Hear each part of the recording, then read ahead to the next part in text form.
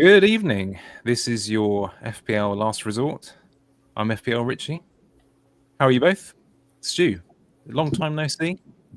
Yeah, no Tobury Carvery offers this week. So thought I'd make an appearance on the pod. Word. I mean, the last I heard, you were tempted for a chicken enchilada this week, but you made a left field turn at the last minute. Is that right?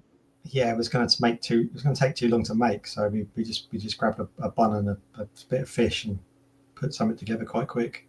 Fish in a bun. There you go. If you don't want to watch MasterChef, you can come here. Talk to Stu. Fish in a bun. Danny, I don't know how you can follow that really, but you have your water with a pint glass. Have you eaten already this evening? I have, yeah. That's probably why I just had to run to the toilet then quickly before we started. Broccoli and pasta is not good. But yeah, I was just thinking, it was Pep. Have you not been on? You were on the first ever pod, wasn't he? You've not been on since.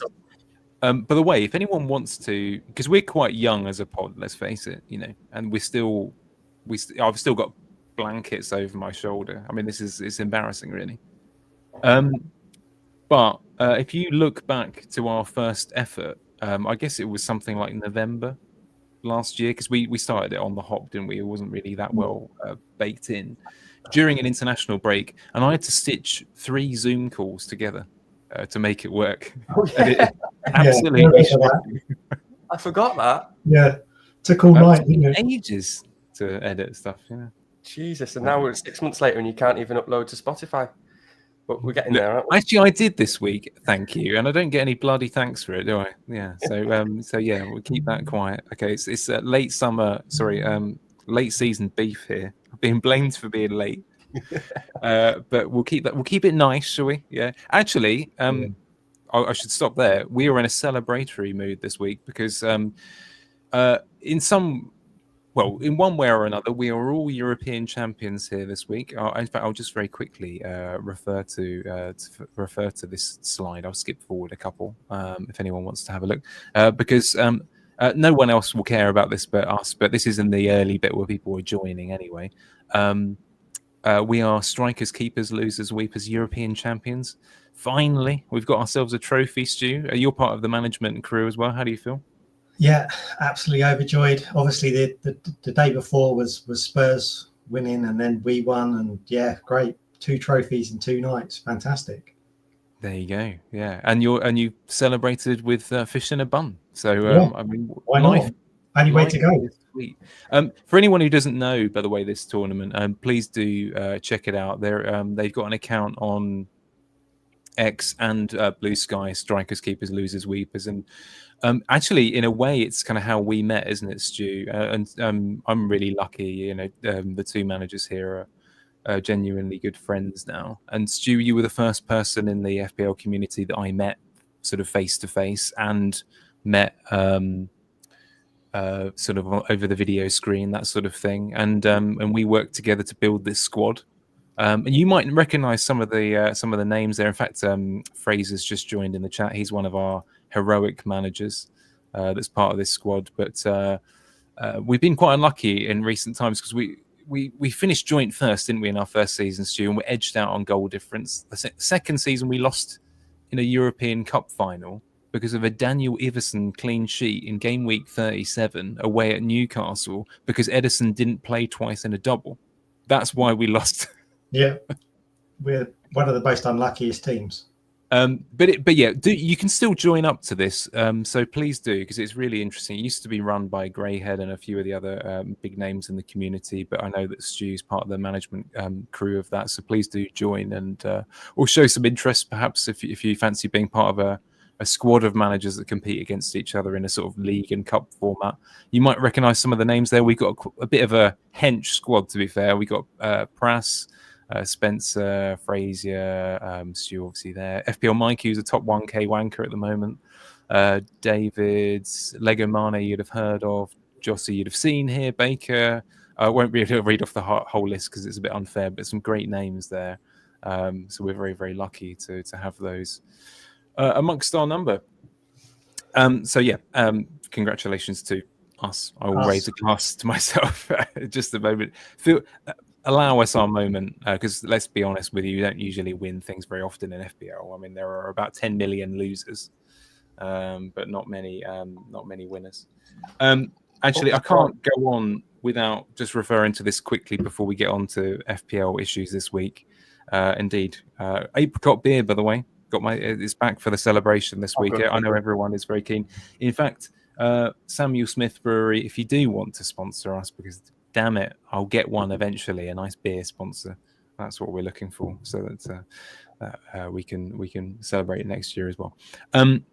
European final last night. I have to talk about it briefly because you're on both sides of the divide. I won't take up much of your time, Danny. I can see this is a painful issue.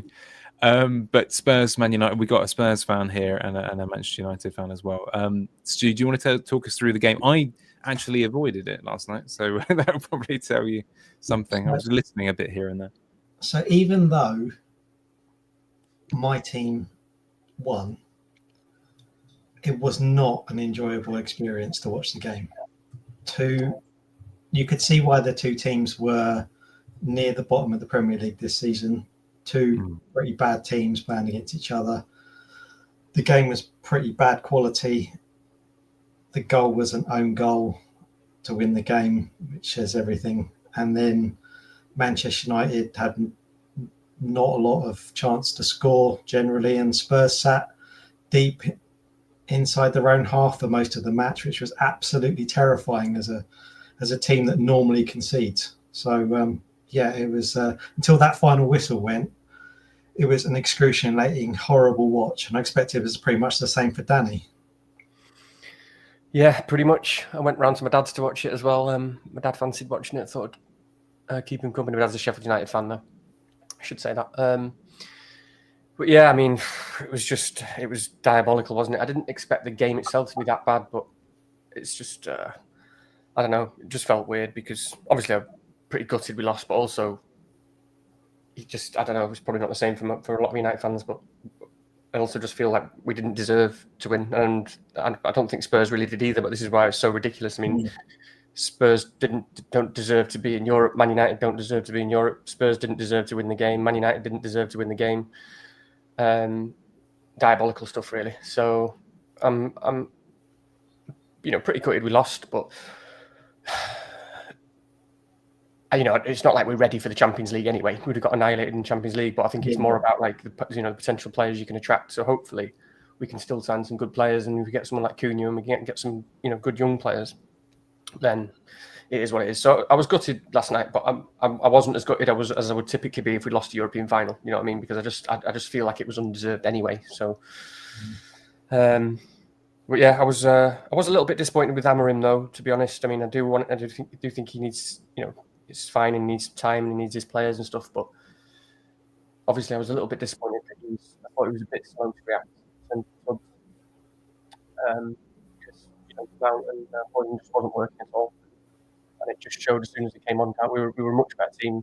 I know we were chasing, but we were a much better team with Garnacho and Xerxes up front. But it wasn't even just that, really. It was kind of that attitude. I was a bit just disappointed with the attitude and the approach to the game, the kind of caution and fear and stuff. And just think, when you've got when you've got a special manager and especially a young manager, you kind of want to see straight away that the type of people who instill the right kind of psychology and the right frame of mind for a cup final, where you're just like, right, we're going to go out and try and win this game, or we're going to take this game to the opposition, or we're going to impose ourselves in this game, and we're going to play it our way, or whatever. You can imagine if it was like a young Mourinho or something, back in the day. Maybe Mourinho's not a great example because maybe he would have been slightly defensive, but someone you'd expect to see who that team was in the first half and see them come out. And the fact that I saw nothing from United at all for the first 65, 70 minutes is a bit worrying, actually, in terms of Amorim long term. But yeah, we'll see. So, congratulations, Spurs fans. I should say to you as well, Pep, and Baker, our friend Baker, is a Spurs fan, and Adam. So is what it is. I also like to see. Just last thing I'll say, but I also like to see really good English teams, the Premier League teams, in the Champions League. And so I don't think United are good enough. And then I also am a bit disappointed that Spurs are there representing us as well, because they're both terrible. So, but yeah, they're going to need a bigger squad, because it showed that when they had their best players out this season, they couldn't cope. So if that happens in the trying to battle through the Champions League and do the Premier League as well, they're gonna really struggle with. They don't bring some players in. Yeah. Well, there you go. No, but congratulations to Stu and your fellow Spurs fans. It's not easy for me to say that, as you can imagine. But as a recent winner of a European trophy, admittedly not a very good one by most people's standards, but we'll take it. We'll take it. That night in Prague, I enjoyed it. You don't care though as a fan, do you? I mean, I think this is. I think we've said this before, but unless you are a sort of proper top 4 team, etc. It doesn't matter what you win. Just winning anything is incredible. It's such a rare thing. I mean, I can only think for us, for me anyway, as a growing up as a West Ham fan, it was only really things like playoff finals. It's not quite the same, but that's about as best you can hope for. So yeah, do savor it whilst you can. But yeah, I agree with Danny's sentiments. It's not a good spectacle from English football in many ways. But what can you do?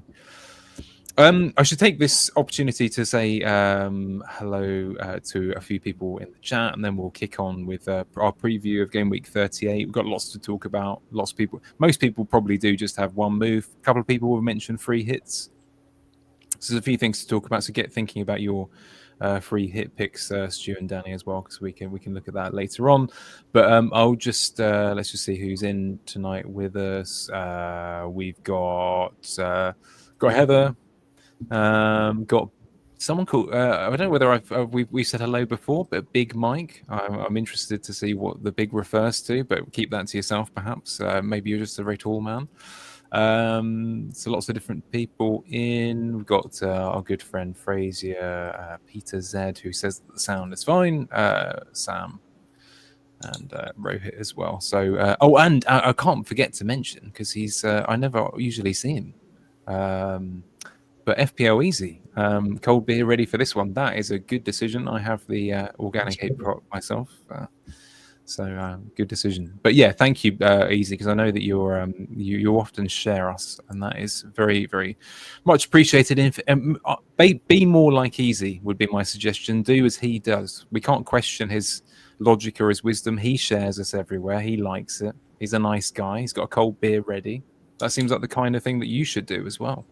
So, do it. That's what I would say. Anyway, let's have a look at what we're talking about this week. If I can get the not that one, we'll go back a bit. But yeah, so Salah, the thumbnail this week for captaincy reasons. We'll talk about him later on. Actually, I mean, already earlier this week, I'm sure we've all seen pictures and snippets from Who's Drunk this week. And actually, we can start, because we were talking about the European final, but already, Stu, you said that you've seen videos of the Spurs players. So if you have Danny's got a Brighton asset ready, so we'll come to that later. But yeah, what have you seen, Stu? First thing I saw this evening when I got home from work was on Twitter, and it was a post of the Spurs boys out last night. Enjoying themselves, partying. They clearly had a lot to drink. Romero was absolutely gone. He was in an absolute state. The first team is out all night drinking, partying. They're not going to be in any fit state to play. It's looking good if you've got any Brighton assets. Yeah, actually. I have a little bit of an interest in them this week as well, because I can see a situation, especially with Kluivert minutes. We'll talk about that later on. If you do need a cheap midfielder, etc., there are a few at Brighton who are not terrible options, so that might be something that people are a little bit interested in. Striker situation there is still a little bit confusing, so we'll talk about that a bit later on as well. The other one I've seen from Drunk Watch is so Oliver Glasner and his lads out to Ibiza after the Wolves game, which is a bit worrying. I've still got 3 Palace players. I've got Sarr and Eze. I'm going to have to play one of them, so I'm already worried about that. But it is quite important for the captaincy conversation again as well, potentially for anyone who's interested in Salah. So that's an interesting one. I'm just going to do a quick little bit of a reflection on a couple of things from last week, because it kind of follows into this week, so I'll skip between these 2 slides. There Danny, I don't know if did you have any thoughts or reflections on it? Because I know last week was absolutely dominated by the Watkins, Cole Palmer shenanigans from before kickoff. Everyone was quite dismissive. I had some quite semi-abusive comments about. I mean, not really, but about captaining Cole Palmer, which I thought was a genuinely quite a decent decision on my part. The only way I could possibly have shifted rank was to back that relative differential, and it seemed quite a reasonable thing to do to me. But and I have some thought. That's why, by the way, Stu, close your ears for a minute. But I was kind of narrowly hoping for a Manchester United win in the European final just to punish Ange, because I was so annoyed with him on Friday night at deadline. I was like, you little. Because obviously that team he put out, I was so angry. Danny will remember probably. Sorry, Danny, I'm skipping things, but any little bit of a reflection on last week or any thoughts coming out of it? I'd rather completely forget about it, to be honest. But yeah, no, I mean, I don't regret like captaining Palmer, because as I said last week, it was just right for my team. I didn't have the forward position at least last week, and to make another move, and didn't really want triple Palace in for last day. Could have done something different, but yeah, it is what it is. I mean, it's typical Man United, because every week I've sort of expected them to kind of turn up and play reasonably well, and then they just haven't every week, and they've just been, and then they just get completely annihilated and seem to have no defence at all. And then, of course, they play against Chelsea and they turn up basically, and they were pretty decent and they made the game tough. Is what it is. Is what it is. It wasn't really the captaincy that I was bothered about. It was more, obviously, regret at the moment of the Cunha decision of bringing him in. I don't think it was that bad at the time. It was kind of fine. It's just it couldn't have gone worse since, really. So to get booked in that first game and come off from 58, and then for the deal to actually happen, pretty much by the sounds of it with United, to then miss this one, it is what it is. I mean, hopefully he starts this weekend. We'll come to teams in a bit. I've got no choice really. I probably have to play him, but I was pretty confident he'd start this week. And all the Wolves experts, the so-called experts, by the way, I did a lot of digging last week, so it was annoying me thinking. And all the guys, the literal words were, "I'd be amazed if he's not playing. I can't see there's any world where this was after all United news, by the way." But obviously, there was still a reasonable chance, because the manager's shown that he does that sort of thing.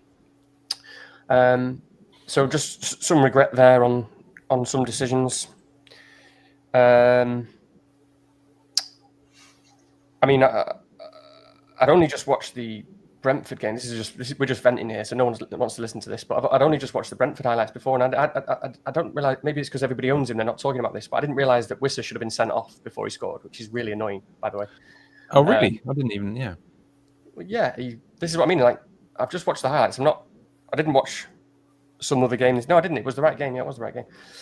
Yeah, because he'd already been booked, and then just before he scored, he got tackled and then chased after the guy who was in a good attacking position and just took him out. And it was just like a nailed-on yellow card. But because he'd already been booked, he didn't give him a second yellow. But it was just a nailed-on yellow. I mean, so that was quite annoyed, actually. Just I'd forgotten about all these things until just before coming on, because I thought I better watch a couple of games that I'd missed. So, but yeah, I mean, it's in the past. No, I mean, again, I got Saliba. How annoying is that? Another example of had very good team value. Not that I was particularly chasing it, but I think it's probably because I just had a good start to the season. But a lot of people had to go Kiwior over Saliba. Really annoying. Saliba's now. Yeah, you as well, Pep. Yeah, bastard. So that's really annoying, because I think Arsenal probably fancy them for a clean sheet, maybe more than anyone else this weekend. And he's ruled out now as well. So yeah, I was glad Eze scored when he came on anyway, because that was also annoying. I was going into Tuesday night. I had Cunha and Eze, and I saw the team sheets, and I was like, for fuck's sake, because I've just been. Yeah, I have to say, I mean, you in particular have undergone some pretty unreasonable flows of bad luck recently. I mean, I'm not wildly dissimilar, but to have a situation where, for example, with suddenly you're thinking someone like João Pedro, for example, suddenly becoming quite an interesting option for game 37 and 38, because obviously Liverpool, we knew, had gone away. They were not likely to play a full-strength team. They eventually lost that game anyway, reasonable amount of goals. And then Brighton, of course, have this fixture against Tottenham away after they will presumably be quite pissed as well. And for him to suddenly go missing because of personal reasons, which it turned out was a fracas with Van Heck, and now there's rumours coming out that he might potentially be looking to leave the club in the summer. You can't possibly, account for that, can you? It's just incredible bad luck. Yeah, everything that could have gone wrong. I mean, I can't complain to people on here screaming because I'm got a good rank still and stuff. It's all relative, though, isn't it? Yeah, but it's relative, and it's difficult to take when it's just like it's the last 10 weeks of the season have all been terrible. I mean, I was like 1K 10 weeks ago, and now I'm like 2.6K or something, or 3K or something. So and seeing Marmoush score an absolute banger, and it's like, you twat, you had him triple captain for 2 games that he played 90 minutes and both does absolutely nothing. Yeah. But yeah, João Pedro. I mean, Pedro is obviously just a dickhead, isn't he? I don't think there's rumours that he wanted to go. I think everyone just knows he wants to go, and the Brighton fans are all saying he's basically doing a Trossard and trying to force his way out. Everyone's saying like Van Heck's like the nicest guy in the club. Who picks a fight with Van Heck? He's obviously just a dickhead. Because I don't like to jump to conclusions or anything as well, but a lot of the, I was again reading up, a lot of the Brighton fans say, and Brighton fans correct me if I'm wrong, but they say things like he doesn't even clap the fans. He's always had a bad attitude. He's one of these. He's obviously immature, and people are. I was a bit of a dickhead when I was younger in many regards. But yeah, so I mean, he's been a roller coaster. He's done some good things for me, but I think it's probably the second time he's been sent off in my team, and then now, like Brighton scored 3 goals on Monday. He would have been playing for me. He would have come in. I did get Milenkovic off the bench. I do have to acknowledge that, which was something. But obviously, still had a terrible week and a terrible red arrow. But yeah, so Pedro missing Spurs next week is really annoying. Really, really annoying, because that's another great looking fixture. Because when I say missing, like I'm very confident he's not going to play that game now. I think he's gone. He's not been in training images. Oh yeah, I agree. I mean, I looked at your team when you sent it in before this, and you've got 3 problems up front. In fact, 2 of them are on the screen, and plus João Pedro. Yeah, and I guess you have to sell him, really, which is incredibly frustrating, provided you've got a little bit of money. I don't know, but the reason, by the way, I brought this up, and actually this is something that we'll probably touch on a little bit in post-mortem, but I was having this conversation with a manager who has had such a great season, FPL Mikey. He's been on here once before. He's a good friend of all of ours in here, and he's had what I would call a kind of Midas season. I think he's I don't know where exactly he is right now, but the last rank I saw him post was sort of 500-600, which is obviously incredible. He won money in a fan team, I think it was, league last year. So he's having, sometimes you have that streak of everything you touch is turning to gold. I remember I had one of those seasons a few years ago where I was watching everyone else get injuries, and I was just thinking, no, it's fine. I haven't got any. It was one of those lovely seasons that only went slightly wrong at the end. But the reflection was really that in any given season, because as Alon said when he was on here, you've only really got 38 decisions, so to speak. I know there are more with captaincy. And within your crowd, it's only 5 or 6 rolls of the dice that make a difference between whether you're 1K or maybe 80K or something like that. It really often is that kind of tight. And I play a very similar type of game to that manager in question, and I think I've rolled the dice badly a few times, for example, and he's rolled them a little better. And often it is the way, isn't it? So João Pedro is a great example, because I remember around Christmas, Danny, I remember selling him for someone who had better fixtures at the time, short term, Ollie Watkins, and if I just held on to João Pedro, it would have stopped me doing loads of other silly moves. It probably would have. I'd probably be on something more like half the rank I will be now, I would suspect. So it is one of those things. So unlucky if you are a João Pedro owner there as well. Actually, one of the players on the screen, because Brian's mentioned Isak named in the Sweden squad today. Actually, I'll just go to Stu for this one. Stu, do you have any? Do you have any of Isak, Cunha, Pedro, any of those kind of players? Do you have any problems up front? Yeah, I've got Isak in the team at the moment. So what are you thinking there? Is that someone that you are you genuinely concerned about? I know Newcastle kind of in the nose are few and far between. Let's face it. I think my team for 38 would be all right if it was missing Isak, to be honest. If I wanted to do a punt in 38 that was a striker, I could use that position, get rid of Isak if he was confirmed out, and use that position as a punt. But if I thought there was more points to be had in midfield, for example, I could bring in someone there and I could just leave Isak on the bench for the final week and not worry about it. Actually, one of the things, because I know a few of the managers in the chat will have this kind of situation. If you have a situation going in, because let's face it, every pod that you watch this week, they're going to be like, I'm going to listen out for leaks, which is actually really frustrating, probably as a listener. So I'm going to try and avoid us just. So this is a warning to you both. If we could try and be as clear about kind of where we stand on things before we get any kind of last minute information, that would be really good. I mean, take a manager like me. I've got Isak and Cunha. If you hear nothing, yeah, which do you replace if you want to bring in someone like Evan Nelson? You replace Cunha, I think, and keep Isak. Just because I prefer Isak as a player, as a footballer. Because you do, I mean, as Brian says, he's named in the Sweden squad. It's a better fixture, right? I think it's fair to say when we look at the odds and things later on, the best games, the best teams to back on paper anyway are Arsenal, Newcastle, Liverpool, to an extent Brighton, and to a lesser extent, sorry, and then you've got Bournemouth.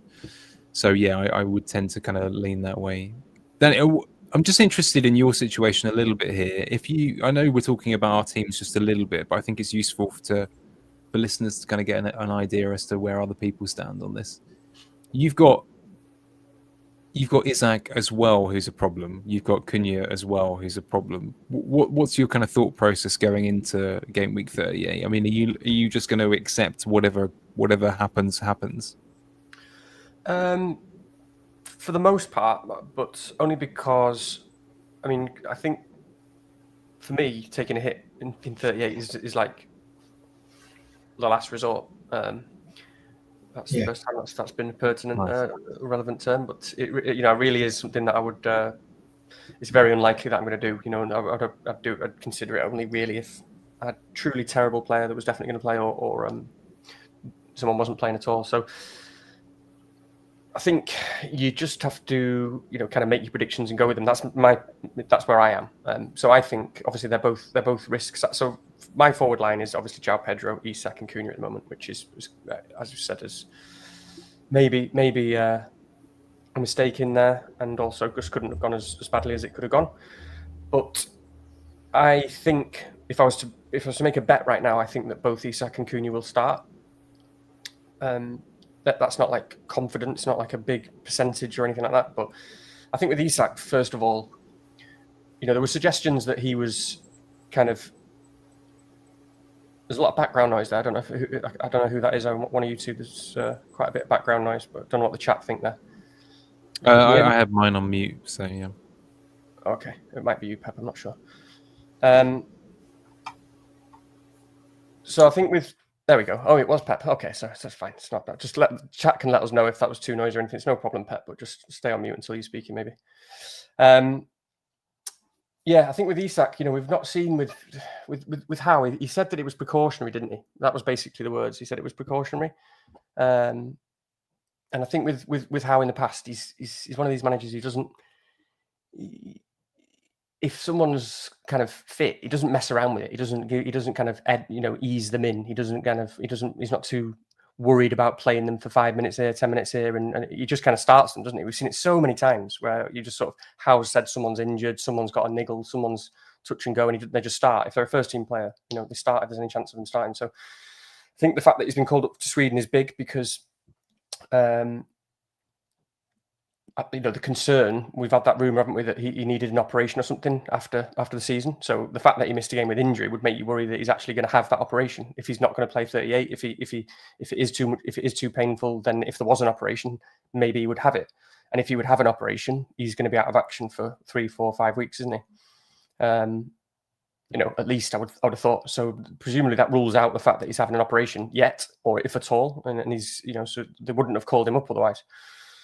So the fact that he said it was precautionary, and I think as well, with the Arsenal-Everton game, he, how, if he was a kind of precaution, I think Newcastle needed to win one of those games, didn't they? So he could well have looked at it and been like, well, Arsenal's a tough game anyway. It could go either way. We could easily lose this game. Do I want to risk Isak in this game and then risk that he misses the game that we really should or are confident of winning against Everton and that we really need him for? So it might have been the mindset of, let's just not take a precaution against Arsenal and make sure he can play against Everton. And they did lose the Arsenal game. So I think, am I right in saying that they do actually need to win that game still, or at least need some points from it to actually... Yeah, they need some points, yeah. Yeah, they need this, yeah. Okay, so so it's all kind of pointing towards me thinking he's probably going to start. So that's where I am with Isak. But of course, we need to wait and listen out. And obviously, if he does start, it's a brilliant fixture. Everton are another team that possibly, a bit like I'm sort of viewing Leicester this week. They possibly sort of put it all out there last week a little bit. It was the last home game, wasn't it, at Goodison? They really went all out for it. They might be on a little bit of an emotional down now. They've kind of done that. They've had the big game. They've had the great season. Going away to Newcastle takes a lot of effort to even stay in the game because they're just so, they're so intense and they need to win. So we could see an Everton collapse a little bit. I mean, I'm not sure about collapse because you don't often see that with Moyes, do you? I think it takes a fair amount for that to happen, but we could see a bit of an Everton collapse and it could be a mauling because of the position of the two teams. So it's quite nice with Isak. I mean, what was his... I was having a look before, sorry, as well. I was just thinking it's even more appealing because I was looking at the transfers out. Was it Isak as well? I mean, yeah, because he's yellow flagged. Isak, who was already like an effective ownership of about 50% last week in the top 10K, at least around me. And he's already been sold by 330,000 people this week.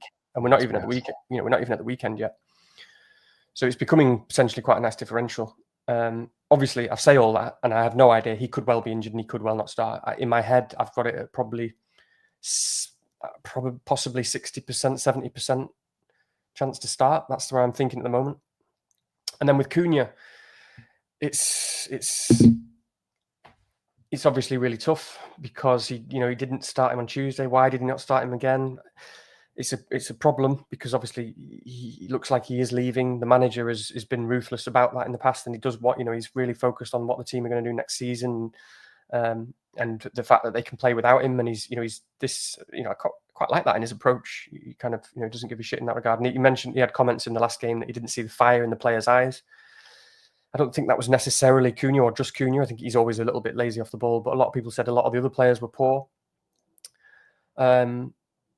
And I mean, also on Tuesday, he rotated quite a few players, didn't he? I know Munetsi didn't start as well. Munetsi's been one of his favourites and is one of his favourites, primarily because he works so hard and he does exactly what the manager wants, is my understanding of Munetsi. And he also didn't start Munetsi on Tuesday. So there could be a range of reasons for the fact that he didn't start. And obviously, sorry, I keep saying that word, it's annoying me. He could also just want to give him, obviously his last goodbye to the fans in the home stadium, which you would think he would. I mean, he's probably been their best. He's one of their best players they've ever had, surely. I mean, they've had some great players, Jota, Jimenez in the Premier League. Cunha's right up there with being one of the best players they've had. Surely you'd think he'd. So I sort of think we saw rotation on Tuesday and we might see a lot of those players come back in. I expect Munetsi to start. I think Strand Larsen will definitely start. So at the moment, I think Cunha, again, sort of got him ahead of 60%, maybe 70% that he will also, well, maybe 60, maybe that's generous, but I think he probably will start. So that's where I am. I'm just kind of making those bets and I'm having to say, and in my head as well, like I said, I think João Pedro, for example, is definitely not going to, well, not definitely, but I think he's very unlikely to start. So personally, my approach is I'm going to have to take a bit of a gamble on what I think with the minutes and hope that pulls through with Isak and Cunha. What do you reckon? I mean, I think the situation, so we're a little bit different in that you've got kind of one more striker problem than me, and I'm having to make a slightly different bet. I get the impression realistically that, okay, so Isak is a bigger fitness concern, obviously, but he just goes into that fixture with a little bit of a higher need and a higher ceiling. So if I If it's genuinely 50-50 and I'm not sure, I'll be keeping Isak. The most frustrating thing is that, there's a reason why I picked Cunha for this 3-game stretch, and there's an incredible amount of hindsight out there. Again, people were like, "Oh no, he was always a minute's risk for these 3," and you're like, there wasn't evidence of that at the time. The likelihood of how it was going to play out was that he was maybe angling for a move, but it was probably not going to get sorted out until after the season, right? And we didn't have any evidence of problems at that point in time. Yeah, we also thought that the Palace game would be a good fixture for goals, which was pretty much right. It was pretty end-to-end game. Just on that, actually, I'm sure you've caught the highlights. I know it's not the major game this week or anything, but catching the highlights from that game was really frustrating because immediately you saw that Cunha was providing the creative spark and they looked more exciting, etc. Not saying that they played greatly when he came on or anything, but immediately it's like, well, that's the guy who you go to if you need a goal. He's going to supply something. He's going to do something interesting. He's going to make a difference. And you saw it immediately. I don't begrudge the manager for doing what he's doing. I think the primary thought for me going into this week of how to decide if I have to sell one of these guys is I can't see a scenario where Cunha gets 80 or 90 minutes. I know that sounds obvious, but in a decision like this, he's going to come off the bench or he's going to start and get reduced minutes of some sort. I kind of think that feels relatively inevitable. But it's a game that I would have had him down for at least a goal for because that's why I picked him. This was a good fixture, so it's really frustrating that this one. I really begrudge that decision going wrong. To be honest. Yeah, I mean the another concern is that you just don't know with these players. Obviously, what's going on behind the scenes with the contracts, but he may well have either kind of signed off or just not want to play, not want to risk injury. I mean, some people have been like that in the past, haven't they? Where they're just like, well, I don't want to risk anything. This is maybe in his eyes, he's been desperate for this move to, let's face it, a big club. A lot of people are saying like, why is he going to Man United? I hate that. So it's probably just 18-year-olds on Twitter who, Man United is still in the top 3 biggest clubs in the world, and it's not even close. So I know we haven't got Champions League football, but it'll be potentially a dream move for him, and obviously loads of money. And he might have been waiting and desperate for that move for a long time. And some people just don't want to risk themselves and don't want to. They might just be thinking, I don't really want to play, to be honest. You can bring me on for 20 minutes, but I'd rather just make sure this move's going to go through.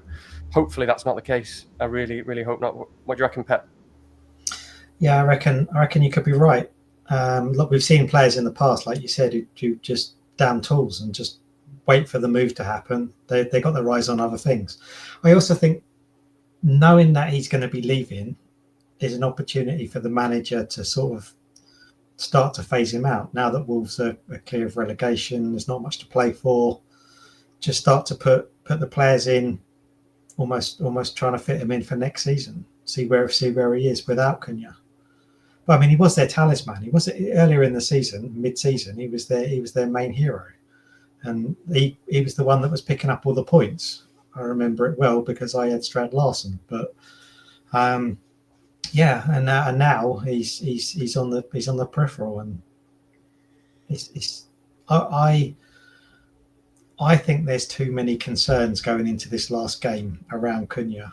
I wouldn't want to risk him. I wouldn't want to play him. Either the manager could move him out because he doesn't want to play a player that's not going to be here next season potentially, or Cunha might not want to play anyway. Reduced minutes are a big risk on 38, I think. It's so hard with Cunha, isn't it? Because, as we said, and one of the reasons we picked him, he's such an explosive player, and he can just do so much. He's one of these guys who dictates the game at his will and just does what he wants, and incredible for bonus and assist potential and penalties and goals. And it does worry you. I mean, in my position, let's take my position for example. So let's assume, again, I know we're talking about teams, but we might as well because it is relevant. But let's assume that I do sell João Pedro because I'm convinced he's not going to play, or even hear that he's definitely not going to play, and he's the one that's definitely not going to play. Yeah. Then I have a decision between starting Cunha and Rodgers, and it's possibly one of those ones where earlier in the season, or the generally logical safe or rational thing to do is to play Rodgers. I mean, I think Rodgers is a very good pick anyway. I think he's probably better than people generally perceive still, because I think he's really, really good. But Rodgers away at United or Cunha at home to Brentford, and Cunha definitely a more significant minutes risk, and that's going to be tough for me, to be honest, because I think, and there is psychological, foibles at play because of the hurt of bringing Cunha in and losing those points, and you think, after all that, am I going to bench him at home to Brentford in Gameweek 38, and then he does start and triple return, in an end-to-end game. So that's really difficult to try and think on the side of, for example, playing Rodgers over Cunha. But would you do that, Pep, if you don't think that he's going to start? Well, I've got Rodgers in my team, and I think he's a really good pick this week. I think Manchester United, especially after the disappointment, Europa League position's not great. End of the season match, I didn't see anything that would frighten Aston Villa, who still need the points for the Champions League qualification. I think they'll be going all out, and I think Rodgers is a great pick. To be honest, I'd play him over Cunha, 100%. Fair enough. What do you reckon, Rich? Oh, do you know what? The funny thing is, so if I do sell Cunha, I'm worried about that immediately. I'm worried about it. I just hate the idea of selling him and then he hauls. And all things being equal, I would much rather play Cunha than Rodgers this week. So, okay, so I caveated that with all things being equal. They're not. But I'd be leaving that one as late as humanly possible. But I still have enough belief in Cunha as a player to think that it's just about worth it.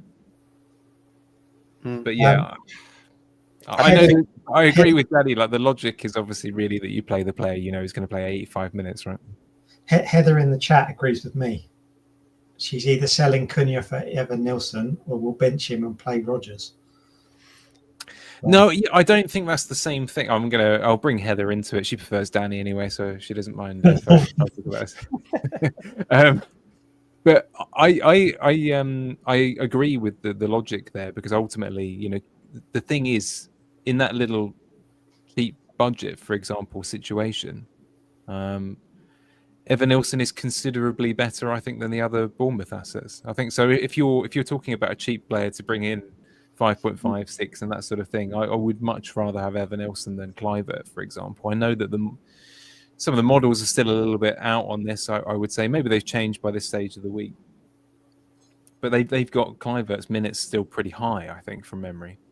Which I'd be worried about that. 45 minutes here, 60 minutes here. It's not looked good for some time, so I'm a little bit spooked on him myself, particularly. So actually, let's just talk about that very briefly. If you are in a situation where you're going to have to replace a João Pedro or Cunha, or horribly if you need to, Isaac, is it Evan Nilsson or is there anyone else? And is it worth a hit if you are missing more than one of them? Just it's the same discussion, but just to add as well, in terms of like Rodgers and the midfielders, and how I'm viewing that, I do think, and a broken record, tell me, ignore me. I've said it for 10 weeks, as I said before, and they've only failed me on the one time that I captained Palmer against them. But I do think United will be pretty decent in this game on Sunday. I don't think that's going to be an easy game for Villa. I do think Villa will probably win. They're a better team than us, and they do need to win. I think it will be quite tough. I think it will be possibly even a little bit emotional for United, because I can guarantee you, and it might be the same in a lot of clubs, but to different extents, when the players probably won't expect it, but they will go into a huge ovation and support from the Old Trafford crowd. The crowd will be hugely behind them, and it always happens with United.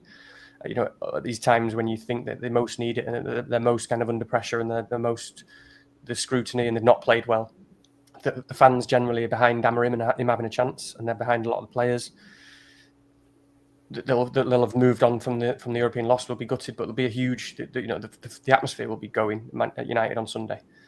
So I don't think it's going to be an easy game for Villa. I don't think they could just batter us because they're better than us. But I think United will make it they will really make it difficult. They will play a full strength team. They're not going to have had players out on the piss now. Players will have been down a bit, but they're going to have a strong team out. They're going to have probably let shackles off a little bit as well. Learned a lot of lessons on Wednesday in terms of players and stuff like that. So, yeah, so I kind of view that game like that at the moment in terms of Villa United. That yes, obviously Villa are better and there's good picks, but I don't think it's all that easy a game. In terms of Bournemouth, I agree, Rich. I don't feel... weeks ago, I had it in my head that Kluivert would be coming in for me, for example, this weekend. Yeah, because he has been so explosive. He's been on penalties. He's not been the same since he had a kid, has he? I don't know if that's what it is, but I don't know if he's just completely annihilated his sleeping pattern or it's what's happened. But we were warned, weren't we? I mean, yeah, exactly. He's been telling us that we shouldn't be bringing in Kluivert because of the kid being born. Yeah, we were. Although thankfully, I think he hauled on the following game, and Andy was the only one who didn't own him. And he had that celebration of like the baby celebration. And I said to Andy, "You're the only one who didn't see this coming. This celebration." But yeah, he's been poor since then. To be fair, Andy warned us about him missing that game, I think, which he didn't miss. He didn't warn us that he would then just completely drop off a cliff for the last 10 weeks. So I think he's still a good pick. I think he'll start, and he is on penalties, and he is kind of explosive. I've always had a bit of an aversion to Semenyo, although maybe this would possibly be the first time this season where I maybe would lean Semenyo, possibly, because those minutes are so much more secure. You know, he's so shot friendly. This is going to be a game where there'll be a lot of possession. They're going to get a lot of shots off. I do like Semenyo. Again, I've always had a bit of an aversion to him because he's not really on the set pieces, is he? He's not a very good finisher. He's not a kind of over XG finisher, and he's not on set pieces, and he's not on penalties. So I've always struggled with Semenyo. Although I did own him once at the start of the season when I didn't get McNeil. But yeah, I think Evan Nilsson's pretty clear for me. Again, it kind of depends. A lot of people have got three good strikers. So if your weakness is a midfielder, make you bet on someone. I guess loads of people will be going to Bowen and people like that, and probably a few others that we'll bring up that we haven't mentioned yet, whose minutes maybe are more secure. But that certainly feels like the fixture, doesn't it, in terms of Bournemouth, Leicester.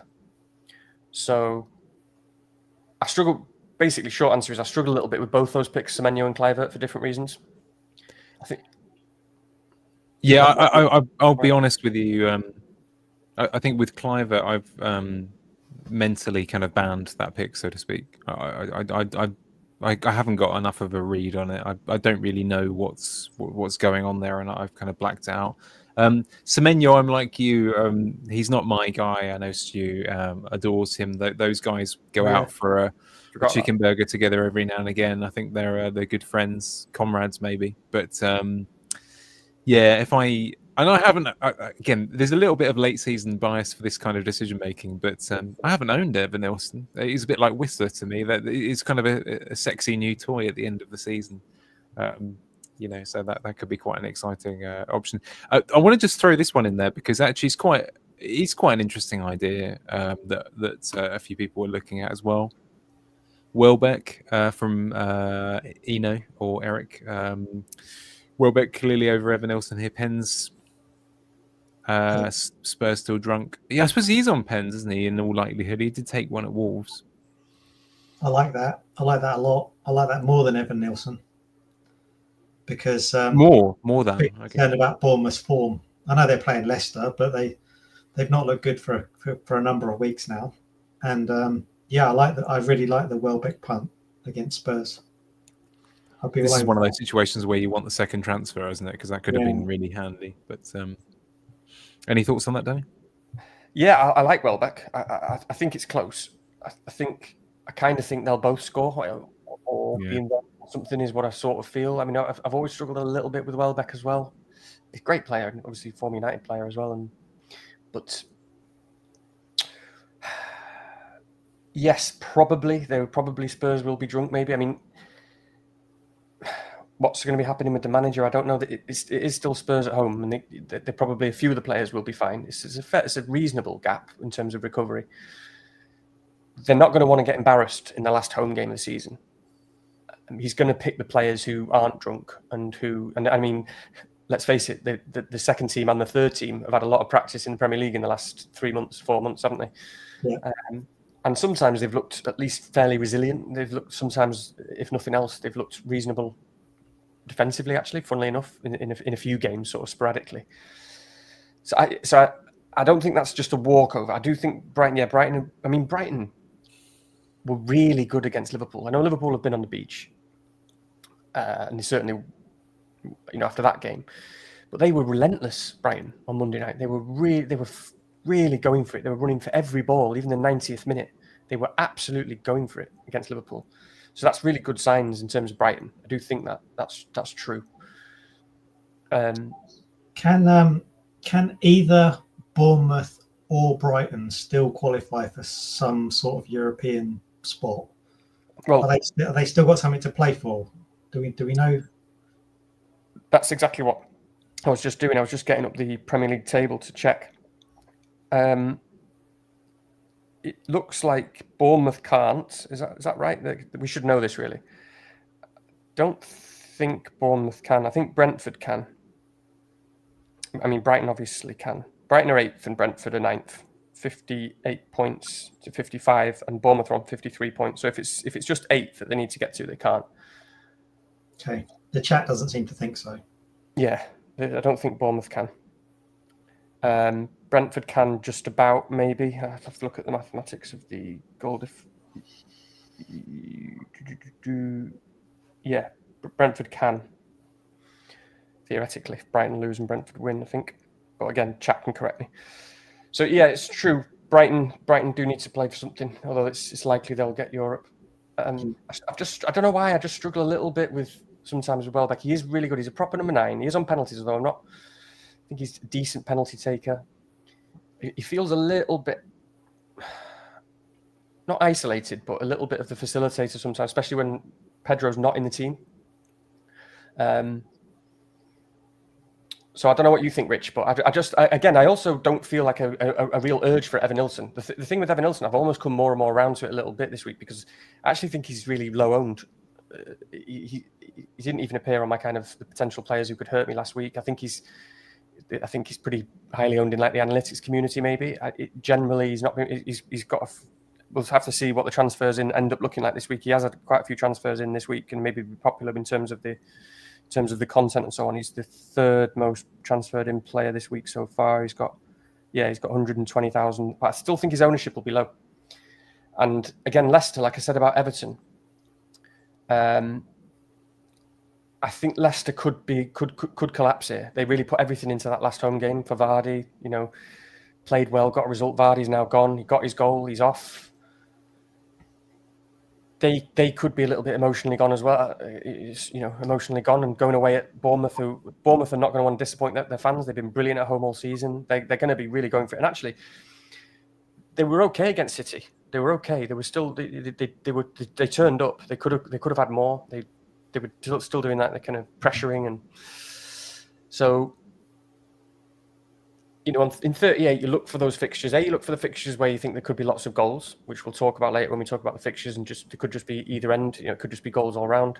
But you also obviously every week you look for those fixtures that could be a big score for one team, and I think you do have to say that Bournemouth could be that team this week. They could be one of those teams, along with possibly Newcastle, where it could be a bit of a party, and they're a really good team that can take apart a really bad team and not mess around. And I don't think they'd even slow up necessarily.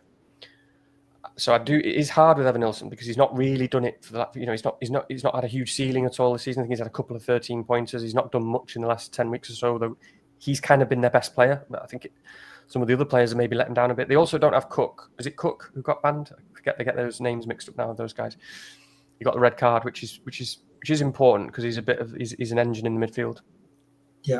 So it's a bit of a blow.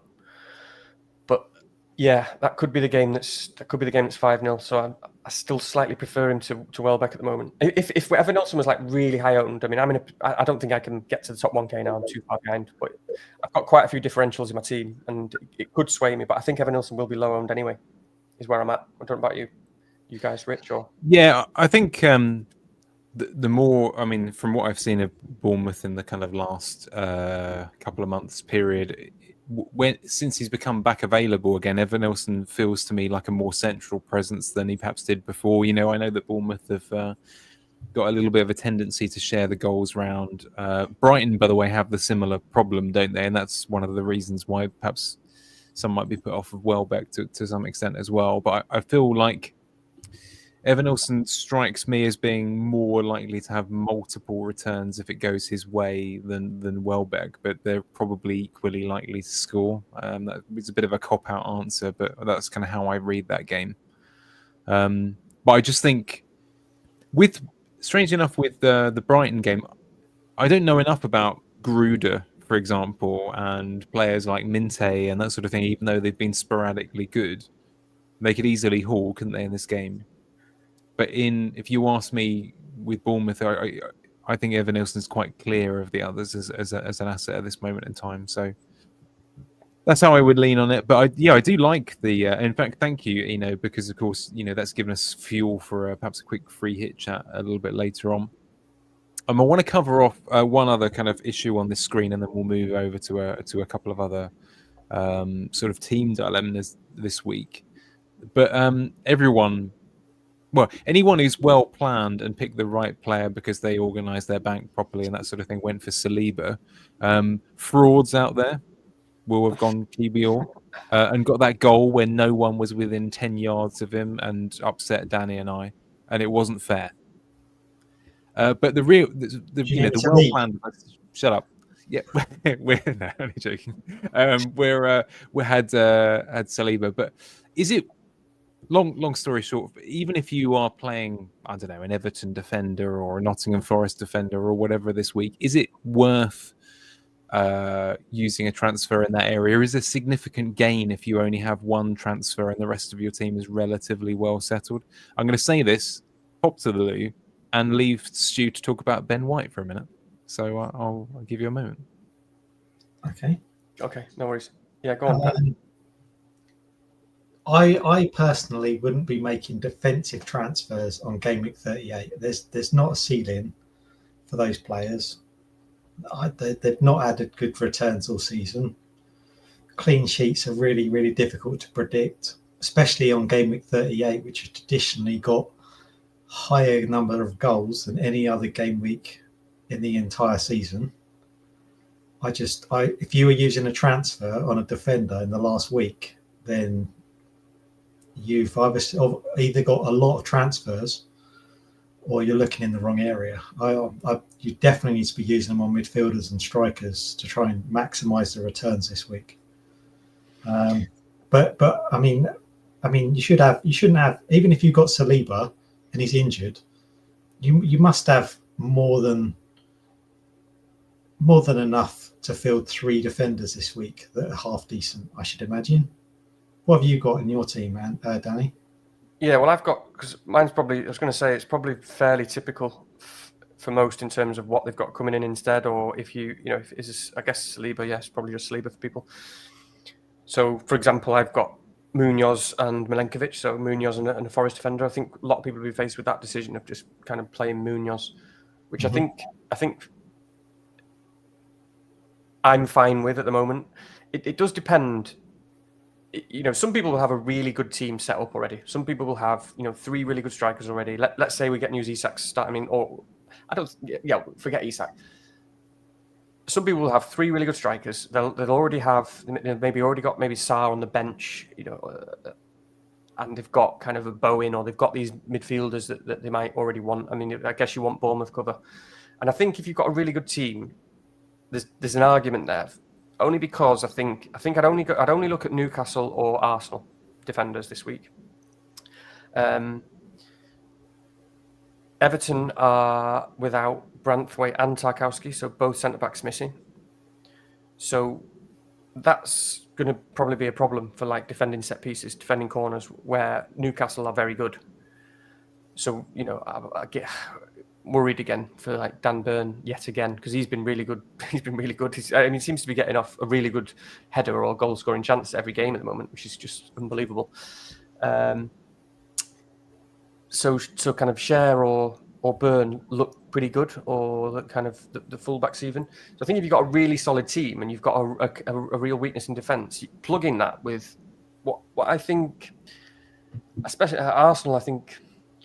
Again, it's thinking about the team and the matchups and the game. I think with Southampton, we've seen with this new manager that they they can get organised and defend well. I'm not sure that manager can really do anything else. Maybe they can, but I haven't seen them have a different approach yet. I have seen them basically be organised and have more team spirit and defend pretty well, especially in, what was that game? Was it against Man City when they cleaned Man City and they put 11 men behind the ball, but it was really effective.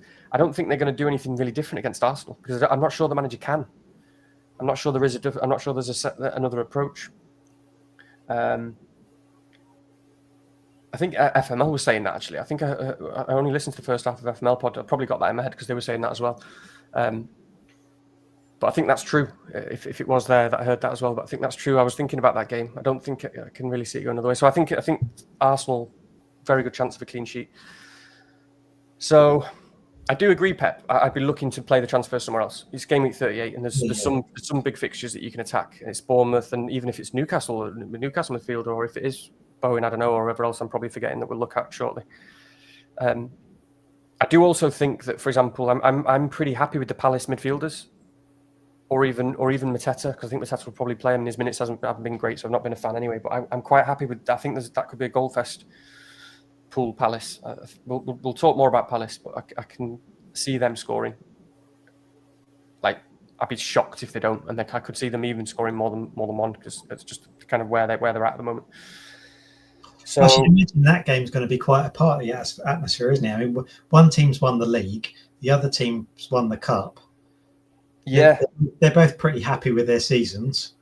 I can imagine that's going to be quite a high-scoring game. Yeah, and I know it's the Ibiza derby, actually, isn't it? It's the Ibiza derby, Liverpool Palace this weekend.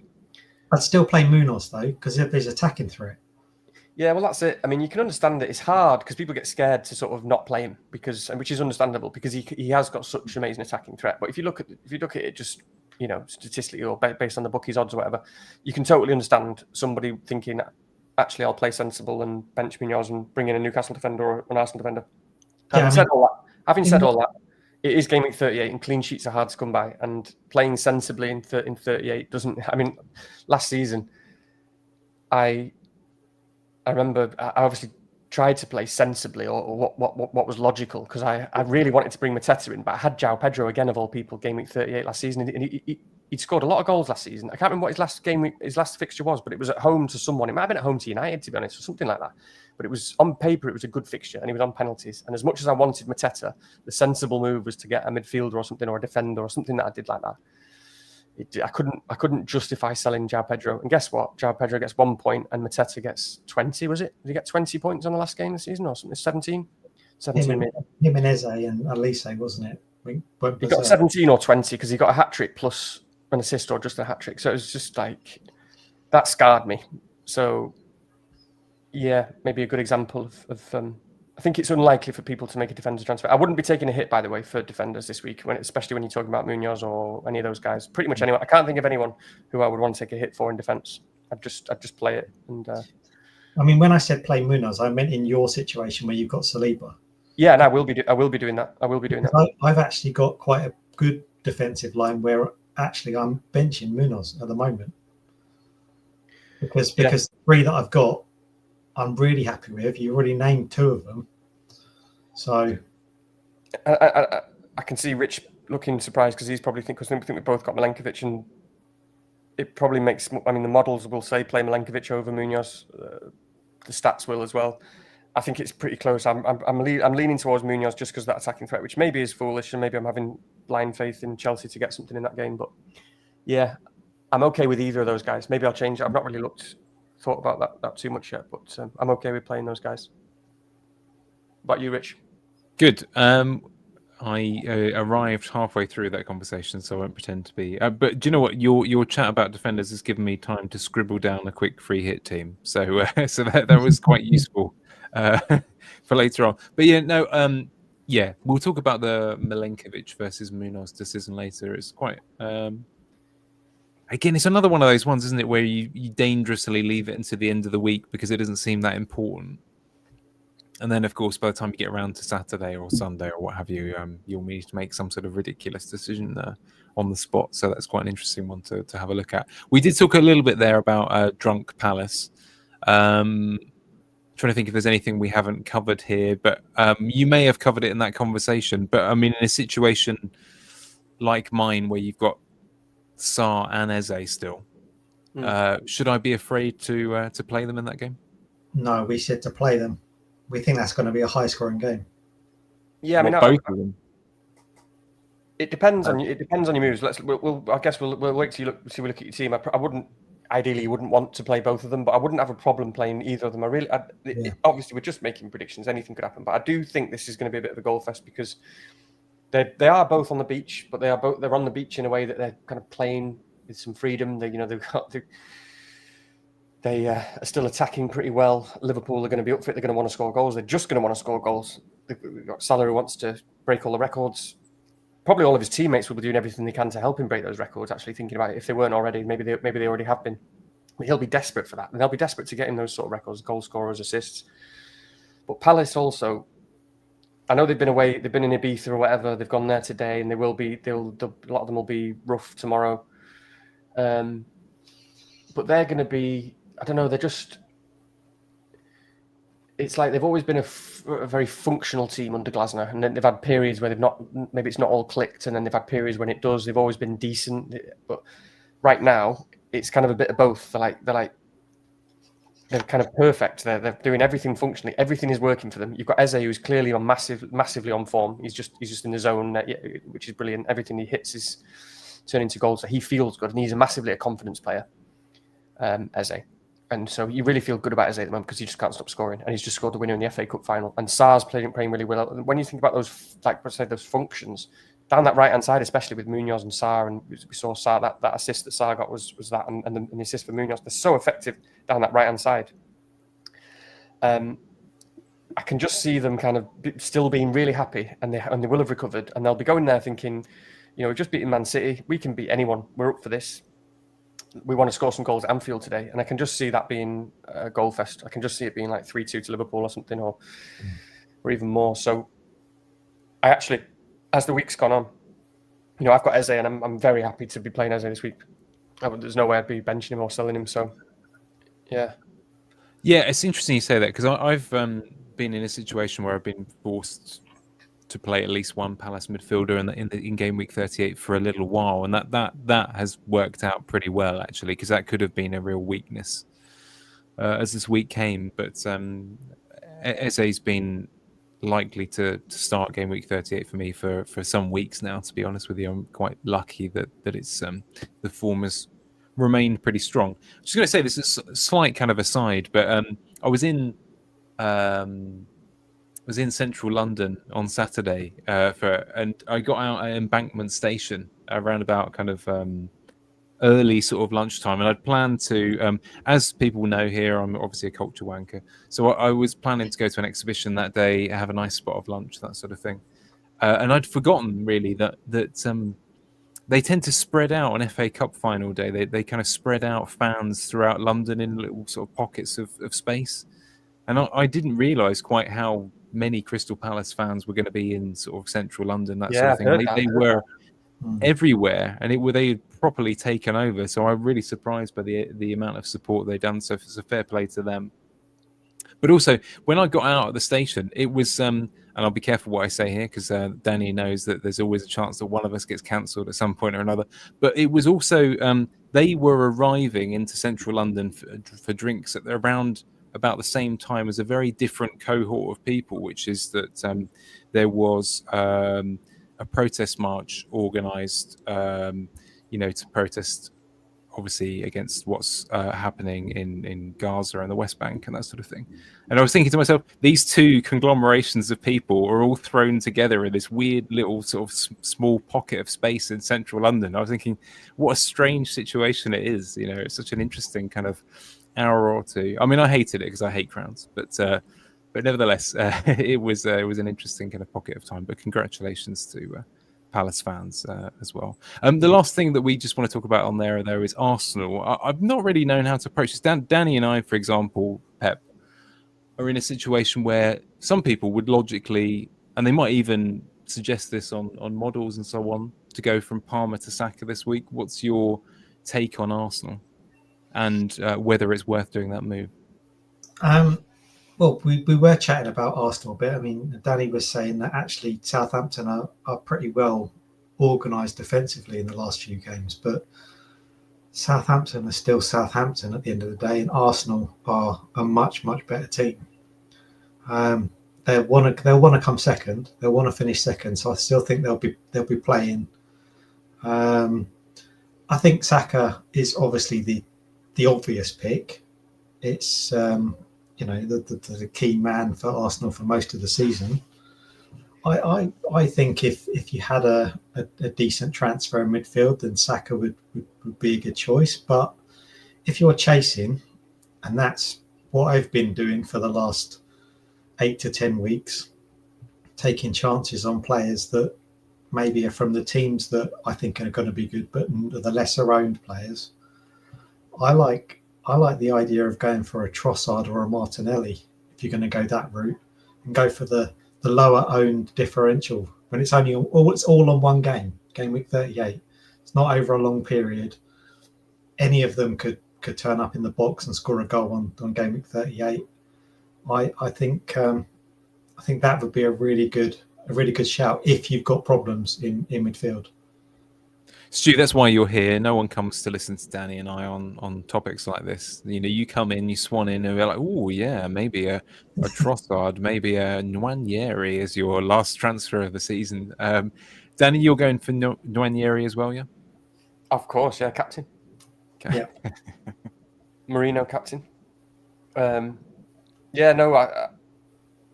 think Arsenal. I don't know if there's been speculation about like the team they're going to play or who they're going to start, but I think they'll play their best team. I'm not worried about. Have people been worried about Saka starting? I'm not sure. Maybe I heard that at the start of the week. I wouldn't be worried about it. Okay, well, I wouldn't be worried about that. I think he'll start, and Martinelli's not a bad shout. He's been getting some goals. Like Pep says, it's fine if you want to. I wouldn't go to Nwaneri because I think Martinelli and Saka are going to play, and probably Marino. But like I said, I think it's going to be one of those games where Arsenal. I think that would be my prediction with a fairly speculative prediction that Southampton will pretty much just sit behind the ball, and it'll be 90 minutes of Arsenal trying to batter them, on top of them. And I think it's one of them. They could break through a couple of times and Southampton collapse. I think it's probably more likely, especially with it being an away game, that they might struggle a bit, because we saw it against City. If your team can set up well and get 11 men behind the ball and be organised and really, really stop people, it is difficult. It could still be good for Saka, because you can see it being one of those where, because Saka just needs to get that shot off. He's going to be picking the ball up multiple times over and over again on that right wing, kind of, with a third of the pitch to go, because the Southampton players aren't coming out, is how I see it. They're going to be ball recycle, and Saka just needs to have one shift and bang on that left foot. And you can see him scoring. You can see him scoring a 20-yard left foot banger. But I'm not fearful. Like, I'll be going in without Saka. It is what it is, because again, it doesn't make sense for my team now. If I had a really well set up team, I might have considered Palmer to Saka, for example, as well. But I don't have a well set up team. As we've said, I could have 3 strikers who don't even play. But I'm not fearful. I'm quite happy with Palmer actually this week. That's just how my mindset on it in terms of Saka. So I think it's more likely for me that it'll be low scoring, is what I think.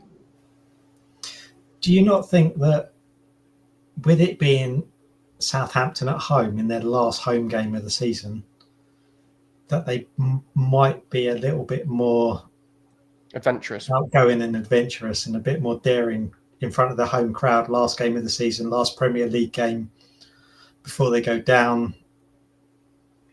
Like I say, come out a bit and at least an attempt to push forward a bit.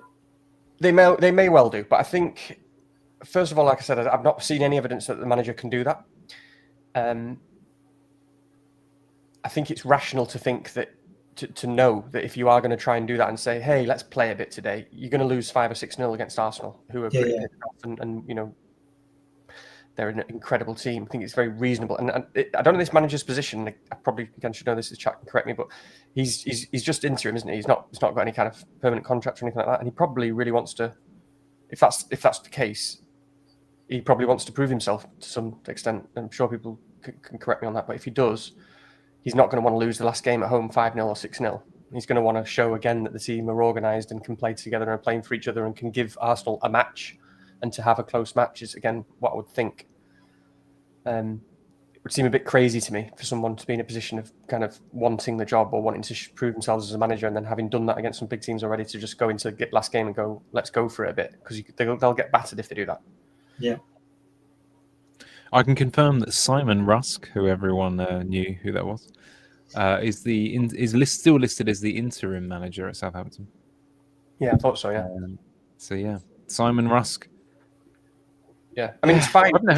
If you want to go Saka, it's fine, and it's great, and a lot of people will. And yeah, if you want to captain him, fine, great. And I think he's a good captain. He's a brilliant player. I do think he'll start. I don't have concerns about his. I don't have concerns. I don't see any reason why he wouldn't start. Arteta just isn't that kind of guy, and Saka isn't that kind of guy. And yeah, these kind of players, they are bothered about their own personal numbers as well. And this is an opportunity for everyone in the last game of the season to get those numbers up. So. It's fine if you want to go there. It's fine if you want to captain him.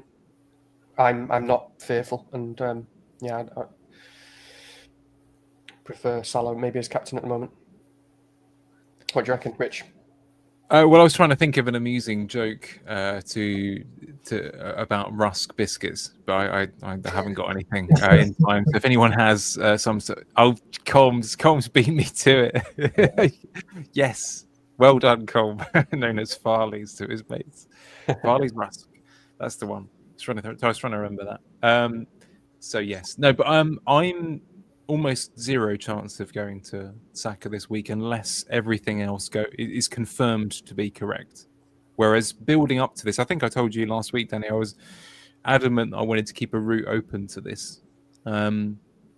But now it doesn't really make any sense to me in my situation where I've got two strikers that are risks. And even if they were fine, I could still potentially move one of those Palace midfielders on in theory. So probably doesn't make any sense. I think there is a world in which Cunha and Isak are confirmed to start, and then I might consider it. But it seems unlikely at this moment in time. There's too many variables. I think this is the problem as well, is I guess it's a bit of a debate in itself, but there's a reasonable chance of a leak from Arsenal. Whereas Wolves, for example, I never really feel confident about teams like Wolves, Bournemouth, etc. Does anyone care enough to leak information like that? Whereas at least with Arsenal, you might know. Where's the Wolves leaker? Where's the Wolves leaker with his Patreon? Instead of £5 a month, he could just make it like 25p a month. No one was in my DMs telling me that Jose Sarr was not playing midweek. That was a shock. I know no one cares, but it was a shock. It was a shock. I suppose we should talk about captains, really. Sorry, Stu, did you want to say something important? I was going to say Arteta won't leak anything, will he? He won't let anything come out. He wouldn't even let people see who was going into hotels and whatever. So there's no way he's leaking anything. You know what he's like. That kind of guy, isn't he? He's that kind of guy. Yeah, even in Gameweek 38, even if they had nothing to play for, Arteta's still going to be he's still going to be grumpy and doing that, isn't he? But yeah, we can return to the leak debate at the end of the season, maybe, or the beginning of next, because I know that people still have very strong views on moving the deadline and all the rest of that kind of stuff. But we won't do that today. Who's your captain, Danny? Salah at the moment. I've not really given the captaincy too much thought yet, though, to be honest, at the moment. But yeah, Salah at the moment. Like I said, I think I like that game, I like the matchup. For everything that we've said so far, I won't own Bowen. I wouldn't. I generally don't like Bowen as a captain. But it is Ipswich. We might see a lot of people go Bowen this week. I mean, what do you think the effective ownerships might be of these players? Ooh, that is a good question. Because I'm trying to think about Salah, right? Because even Salah, and this is really, I think, if it weren't for content these days and what we see, and the fact that most of the top 500k, loads of people are following content regularly. FPL Andy and Let's Talk, and all of them. That's going to bring Salah's effective ownership way higher than it would otherwise have been, because he hasn't been doing the goals recently, and it's game week 38 where people look for something different. Most people want to have a bit of a rank boost or win a mini league. So that's going to counter it a bit, but which is a bit of a shame. It's a bit annoying actually, because again, back in the day, this would have felt like a nice opportunity where Salah's EO would have been less than 100%, whereas it definitely won't be now because of content. But I mean, Salah's the 5th most transferred out player this week. Even he's had 70,000 sales, which is a little bit of an indication of possibly what a lot of that will be the kind of masses, it'll be the kind of casuals who maybe don't follow content, and that's the way that it's a bit of a representation of the feeling towards Salah. So, but I think his ownership was so they were playing Brighton this week, weren't they? So was it Brighton at home? No, Brighton away, and his EO was 101% top 10k, wasn't it? So I really haven't. It is. Yeah, I'm just looking at it right now. Yeah, I remember looking at that because I remember thinking. Because that was annoying as well. But there's a few things we haven't said about last week yet because I didn't even want to think about it. But that was annoying as well because I remember just thinking about that game and not really thinking, oh, I don't care if Salah does anything anyway because he's 101%. But actually, there were loads of people, and again, kind of a lot of the analytics guys sold Salah ages ago and saying it was the correct move. Fine, whatever. But he definitely should have scored on Monday, shouldn't he? That chance that he missed. Yeah. So a lot of people got fortunate there actually in terms of individual managers rather than the masses and just generally looking at EO. I also only just saw De Bruyne's miss, by the way. Wow. I know that's a separate point, but I was just thinking about. I'm delighted about that, to be honest with you, but we'll come back to that. Because you sold him, didn't you? I mean, I knew I knew it was a big chance because we got a group chat with like Baker and Ivan and like Rise and people like that. I think they all own him, and they were just like, "Oh my god!" And I didn't see it until. He went in with his wrong foot, though, didn't he? Really? Yeah, I mean, he's not a good finisher in those sort of situations, is he? Though, let's be honest. He still hit the crossbar from 6 yards out. I mean, that was unbelievable. Right? That was unbelievable. I mean, wow, I think you'd have scored that one, didn't you? Yeah, I'd have just fallen over with the ball into the net, probably. Yeah, you'd have bundled it in, know, even if it was off your ass or whatever it was. Yeah. Bowen EO was 42.9. Well, basically 43%. Which is okay, so pretty high, isn't it? Who did they play again? West Ham. Oh, they played Forest, didn't they? So it wasn't a great fixture. So Bowen's EO is going to be, I don't know, it's going to be 60 plus. It could be as high as 80. I mean, it'd be terrifying as a non-owner because a lot of people will captain him. A lot of people will bring him in, and a lot of people will captain him because again, he's the perfect sort of one that people are looking at as a differential who's in form, who they can potentially win the mini league with. I mean, he's the top transferred in player this week with 160,000 transfers in so far. Is he? Yeah, so he's going to be really high ownership. I don't think people are going to captain Evan Nilsson. I think his ownership is going to be low, which is quite nice because he hasn't been doing the goals, and a lot of people, are making midfielder transfers and stuff. What do we think about Salah's ownership? Because it's going to be, so it's definitely going to be more than 120, isn't it? Is it going to be more than, I mean, top 10k for sure. Is it going to be more than 150? Possibly still. But as I say, if without content, if this was 5-6 years ago, it'd be, I don't know, it'd be 100 or 110. I don't even know what its actual overall ownership would be. It would be a lot lower. I feel like it's probably about 140, something like that this week. I mean, Nikolai in the chat has gone for 150. That seems about right. I can imagine most of the casuals that are not playing the game anymore will have stuck their captain on Salah a long time ago, and it'll probably still be there now. So you've got to factor all those people in. I mean, effective ownership across the whole game is going to be massive. So you're talking about me this week. Ultimately, that's exactly what I did. But I mean, just on that very quickly, I haven't had a week like this for a while, but I immediately put it on him, and I'm not going to think about it. I'm refusing to think. I'm very happy with the decision because I haven't got a better option. There's no one even close in my own team, and I'm probably not going to buy Saka. So, but I am envious of anyone who's had Bowen lately. Obviously, it absolutely galls me to watch other people get his points. I've known him at all this season, and obviously I love him. So it is a really difficult one to accept. But he's not generally a player who gets multiple returns. He's very rarely going to get lots of chances. I know people were, talking him up in the chat, and fair enough. But I I think he scored one hat-trick at West Ham, but generally he doesn't get multiple returns. He's not that kind of player. So, yeah, and he's a great player and a great pick, but he has been on a hot streak recently. He has been everything's just been going in. I always feel, like you say, he's a bit like trying to compare. I can't remember who I was thinking about earlier, but you do just kind of think he'll get one or two chances. He's great because he's going to get 90 minutes as well, and he's on form and he's great. But you always think he's going to get one or two. You don't think he's going to be this huge. He's never going to be this huge volume player, like say. You don't think he's going to get 3 or 4 big chances, and he's sort of terrifying. But you just hope he doesn't put that one away as a non-owner, and he probably will. I mean, you'd expect him to score now. The form that he's on, playing against Ipswich. It's Ipswich away though, isn't it? It is away. So yep.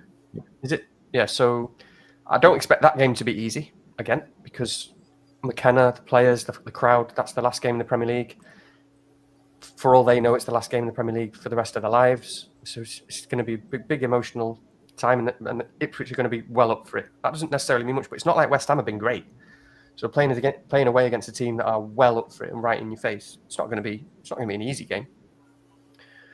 By any means, I wouldn't have thought for West Ham. Just to say that if you are genuinely punty this week and are really looking, Souček this week, strangely enough, I don't mind, because there's a lot of talk about him being sold in the summer, and which is a very difficult one to accept because he's a bit of a cult legend at the club. He's been absolutely brilliant, even though he's a relatively limited player. Let's be honest, he's not got a great deal of attributes, but the ones that he has, he's one of those players who's fantastic in the dressing room, and he's just such a reliable 10 goals or just under a season, that type of thing. And like, he's such a banker for being bought by Moyes, and Moyes turning him into a reliable picker at Everton. So keep an eye out for him. But I think he could be on one this week as well. The only thing with Souček, just to ask you as well, Rich, is because if you're even considering going someone like Souček, you do it because he's a 90-minute man as well. But what was with that 57-minute sub in the last game? Yeah, I suppose that, I hadn't quite clocked the minutes were that dubious this week, that recently. But the difficulty with him is he's someone who's quite easy to sacrifice for another attacking push, full Krug and that sort of thing. So yeah, it is a bit of a concern. But as a Hail Mary, it's not a bad idea. I mean, those good comment just that I brought up a minute ago. Yeah, West Ham aren't that great. Indeed, still finishing above Spurs and Man United. But I agree 100% with that comment, to be honest. That's how I feel about Bowen. I feel like he's a really good player, but I just don't think he'll get more than one return. Every season, by the way, it comes round that people think he's going to be leaving. But honestly, he is properly glued into that team and that area and so on. It would have to take a massive bid for them to even consider it, because he's captain, a European legend. He's married into the family, literally. It'd be quite hard to get him out. It would need to be a kind of, a top of the Premier League / Champions League club to pull him away. And he's a funny player, isn't he? Because he is brilliant. He's not, but he's one of those players who makes absolutely the best of what he's got. There are players like that. I mean, I'm sure you can both think of an example who they're not as talented as a bunch of other. I mean, Kudus and Paqueta are probably just as good, if not better, players. But who would you rather have in your team? You'd rather have Bowen because he's going to do it week in, week out, and his attitude's great. Yeah. So there you go. But Stu, are you? I can't remember whether you said you're captain. I'm in a difficult position with regards to captain. The reason is because I'm in a friends and family mini league, and I'm currently second. And 2 or 3 weeks ago, the guy that's top basically wildcarded in my entire squad, so that I couldn't beat him. So, it's proper old school, that, isn't it? Love it. So the only thing I've got left is whatever this transfer is going to be that he doesn't know, and then captaincy, which he doesn't know. So I've got to be really careful what I do here, because other than that, I'm not going to gain any points on him. And I'm not that far behind, but I need a Hail Mary, and I need to captain that Hail Mary player I bring in. So he doesn't know you're on this pod tonight, does he, Pep? No, he won't know that, I doubt. Although I'll be gutted if he's listening now, because I better not say for definite who I'm going to bring in. Yeah. But it's like my captain, I need to do something radical, but like Danny's in, a really decent rank or whatever, and Richie's fairly happy with where he's placed, and it's a good, decent rank. I've 10 weeks ago, I was over 1 million rank, and in the last 10 weeks, when I've started to play a little bit more freely. Oh yeah. He started to take it seriously now, and that's what it is. Take more risk, actually, Danny. Yeah. Play more. I've actually been more cautious at the beginning, and trying to play properly in what other people would call, safe, proper FPL play. Yeah, you're playing proper natural Pep style. And now I've abandoned trying to be safe and started playing my natural game. In the last 10 weeks, I started at a pretty low base. I've gone up 800,000 places in 10 weeks. Very good. I don't. It's still not a brilliant rank. Still not anywhere near my best rank, and I'm not too worried whether I go down in Gameweek 38. So I might as well, if I'm not worried about it, and I'm more worried about trying to win this mini league. So my captain will be a complete Hail Mary, and it'll be whoever I'm going to transfer in. There is one more captain to talk about. I don't know if you were going to move on, Rich, but what do we think about Isak captain? Because it's worth talking about, isn't it? I don't expect Isak to get a cameo. It might sound silly. I'm just saying, if anyone's got him, it's probably worth talking about Isak. I'm not captaining him. Just put that out there because I think I will go Salah. I think Isak's ownership was like 50% effective ownership last week, something I think, which is pretty low. And as I say, he's already been sold by was it Isak who's been sold by like 330,000 people already. So no one's captaining Isak. And he won't get a cameo, I don't think. I mean, how's Isak going to get a cameo? He might get subbed off early, but he's only either going to start or not play at all. So it's possibly worth thinking about that because for anyone as well, if anyone is looking for something interesting, because you could potentially be getting 160% of Isak at home to Everton, who, as I say, could easily collapse this week. It could be one of those. It could be one of those 5-0s, and you're taking the risk in the sense that you potentially losing a vice captain because you might need your vice captain. But I can't see a world where he's coming off the bench. There's obviously a chance, so there's a risk there. But if you're really looking for something different, I think it's worth talking about Isak as well in terms of being on that screen. Yeah, agreed. Stu, you have your answer, so that's who you need to go for. But you may have seen, I hadn't heard that story before about wild carding your team in to kind of face you off. That's absolutely hilarious. I've never heard of that before. But yeah, good luck with that. Well, we can talk about that later. Who was it who did that, by the way? Was it a friend or a brother or something? It's a friend of my father's, actually. Yeah. Is it? Okay. Father's, yeah. That's brutal, moving. Yeah, interesting.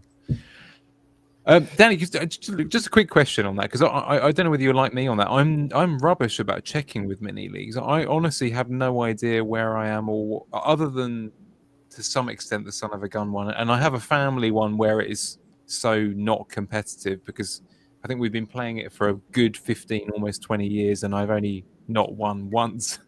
And this is me, by the way. So yeah, do you actually bother with? Do you look? Is it of interest to you? I look every now and again. I try not to because I never want.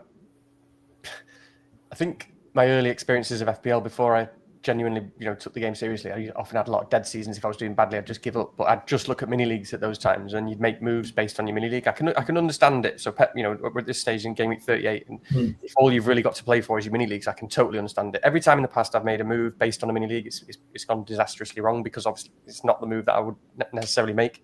Yeah. So I generally try not to look at it. I do have a couple. I've got one league with like my brother and some friends and some other family friends, and it's become quite competitive now. given that they're the people I do see in person and they look at that, I do have to look at it every now and again. I've had a very good season this season, so I've not really had to look at it because I've been like 200 points clear for weeks now, to be honest. But normally it is quite competitive. And yeah, I've got a couple of other mini leagues. I know that there's a mini league. I think it's like, I think it's Inspected Goals or something. And me and Ben Krellin have been like right at the top the whole time. And he actually messaged me on Twitter. He's obviously looking at it because he messaged say, "Oh, we were on the same points last week or on the same points this week." And I thought, "Oh, I'm gonna have to look at that now." So I didn't realize Ben was actually looking at these things as well. And I don't like to look at mini leagues. So I think I'm like 3 points ahead of him. But he's not. He's actually got 11 players this week, whereas I've got about 6. So I've not got much hope of winning that now. But no, generally, I'm aware. I'll have a look every now and again, and I'll be aware, but I'll try not to look at it. I'm in loads of mini leagues now. I need to trim that down. I'm in too many. You know, like you've got some that you're in your friends, and then you accidentally remember because it rejoins you every year, doesn't it? And you're in all these content creator leagues and stuff. I need to trim it down a bit and get it a bit more focused. I'll get you content creator leagues.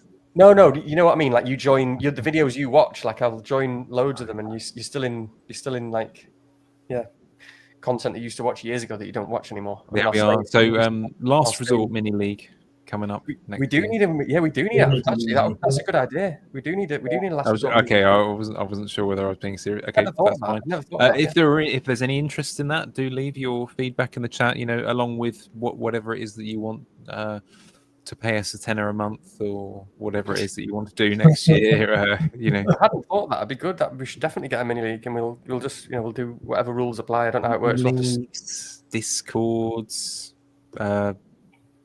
badges, those things. You know, not badges. What we're talking about, beer mats. You know. Yeah. Cool. Okay. Okay. So I won't talk through this particularly. The slide on clean sheet odds, projected goals, and that sort of thing, particularly, although you're welcome to pull out. But I think it's just a good, useful reminder. I know we had a question earlier on about free hits and what kind of players would fit on that. Now,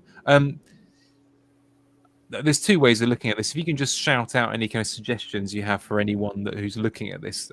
Now, Eno earlier on, Eric Onstad has picked out fun picks, Calafiore, Marino, Havertz, Mitoma Diaz. Oh, yeah, I suppose Liverpool Diaz, yeah. Welbeck Kudus. Not Kudus, by the way. That's a bad idea. Fulkrug. Well, I hope that's right. I do love Fulkrug, but the minutes are very... He's clearly the manager has a few issues with him. So some names that I'm going to ask you to throw out there in a minute. I scribbled one down when I came back from some ablutions when Danny and... Pep were talking through defenders earlier on. So what I've scratched this down. There's a lot of either or type picks here, but probably something along the lines of Pope, Calafiore, Kirkes, White, Saka, Salah, Semenyo, Gordon or Barnes, Bowen, and then Welbeck, Isaac, Evan Nilsson. I tried to fit Share in there somewhere, but there's just too many Newcastle. So, any thoughts? Yeah, it's hard. It's one of these things, isn't it? You need to see teams. I've got it in my head. It's fine, but it's like chess players need to see the board. FPL players need to see the FPL team, don't they? But no, I've got it. I think I would like to fit. I mean, it is tough. I can see the Kirkes pick. Maybe you do need to pick Kirkes. I would like one of the Newcastle centre backs. I think just because of what I said. Yeah. With Everton missing both of their centre backs. That looks like an opportunity, doesn't it, to get and alongside that, I don't really expect Pope to be getting save points. Like he could just concede a random point, but I think his ceiling's probably 6 points. So it could easily be Kepa and Share, something like that, or Raya and then drop one of the Arsenal defenders. Yeah, but I do like Kirkes because you could see that being a battering, and he is the sort of guy who we've seen what he's like. When he took his shirt off that time, and he's when he scored that goal. I can see it being a good week for Kirkes actually. So I do like that shout. Again, I guess it's a bit risky with the Newcastle boys because we don't really know if they're going to go 5 at the back or if they're going to go back to they're going to go back to the formation where one of the ringers is at risk. So I guess that may be a bit risky. Mm. If that's probably too risky, unfortunately, for that reason. And besides, you said Isak and maybe double defence. Do you like the idea of another Liverpool pick? Nikolai in the chat, Gakpo. Someone else has mentioned Diaz. And you said Welbeck. I guess. Sorry, I'll come back to that. I was just thinking about Strand Larsen as well. He's an interesting one at least to at least think about. But problem with Strand Larsen is he doesn't. He seems to come. I don't like the fact that he does come off. He does come off. So maybe not. But I was just throwing out another name. Yeah, you have to like the Liverpool guys, don't you? Gakpo, Diaz would be fun, especially Gakpo because he's had a really good home record, hasn't he? Hasn't he scored in like the last 10 home games or something daft? Yeah. I think, and he's another good boy, isn't he? Isn't he another Christian, a man of the faith and all that stuff? So he's going to be. By the way, I watched the Crystal Palace video earlier this week. Joel Ward is proper. I know, I saw that. Good boy. Yeah, Jesus Christ. Well, I mean, that's blasphemy to him, so just be careful. Yeah. Well, spare us, Joel. Anyone we haven't mentioned, Stu, that you like this week? Bit of a free hit punt? Matoma, Minte, Welbeck, Trossard, Martinelli, Semenyo, Gakpo, Jota, and if you really want to push the boat out, God, Haaland. I forgot. Nunes. If you think Nunes is going to play, you could even risk that. Well, I think they can't start Nunes because I think if they start him, they have to pay like 10 million quid or something. Really? Yeah. Wow. Or whatever it is, it's probably less than that. But they have. I think I heard that somewhere. They can't start Darwin. So they won't start him, and then they'll sell him in the summer before they have to pay the extra money. That makes sense. Yeah, maybe. Okay, but that cuts it down then, because then there's less players for the positions. So Gakpo and Jota and that suddenly become much better picks, to be honest. Yeah. We're going to move on to our teams in just a second. Some interesting comments. Haaland not even in free hits, which is I honestly I'd completely blanked that out. Erdegaard mentioned by FPL FOMO, 5 assists in 5 games. So there are some other options as well. The one last game I'm going to talk about before we move on to our teams, if possible, just that Forest Chelsea one. I'd be interested to see what you both say on this one, because I know that there's been a lot of people who, I mean, I'm in a situation where I've probably got 2 players in that game, Milenkovic and Palmer, possibly. Any thoughts about the outcome? Is it as likely to be tense and tight as people say? Would that put you off of using players in that game, or would it be an incentive to play them because they have something to play for? What are your thoughts, Danny? Yeah, it's tough, isn't it? I do need to think more about like Milenkovic, for example, versus what's his name, Munoz, because it's one of them where you want to believe that, because I kind of got it in my head that I still think Chelsea.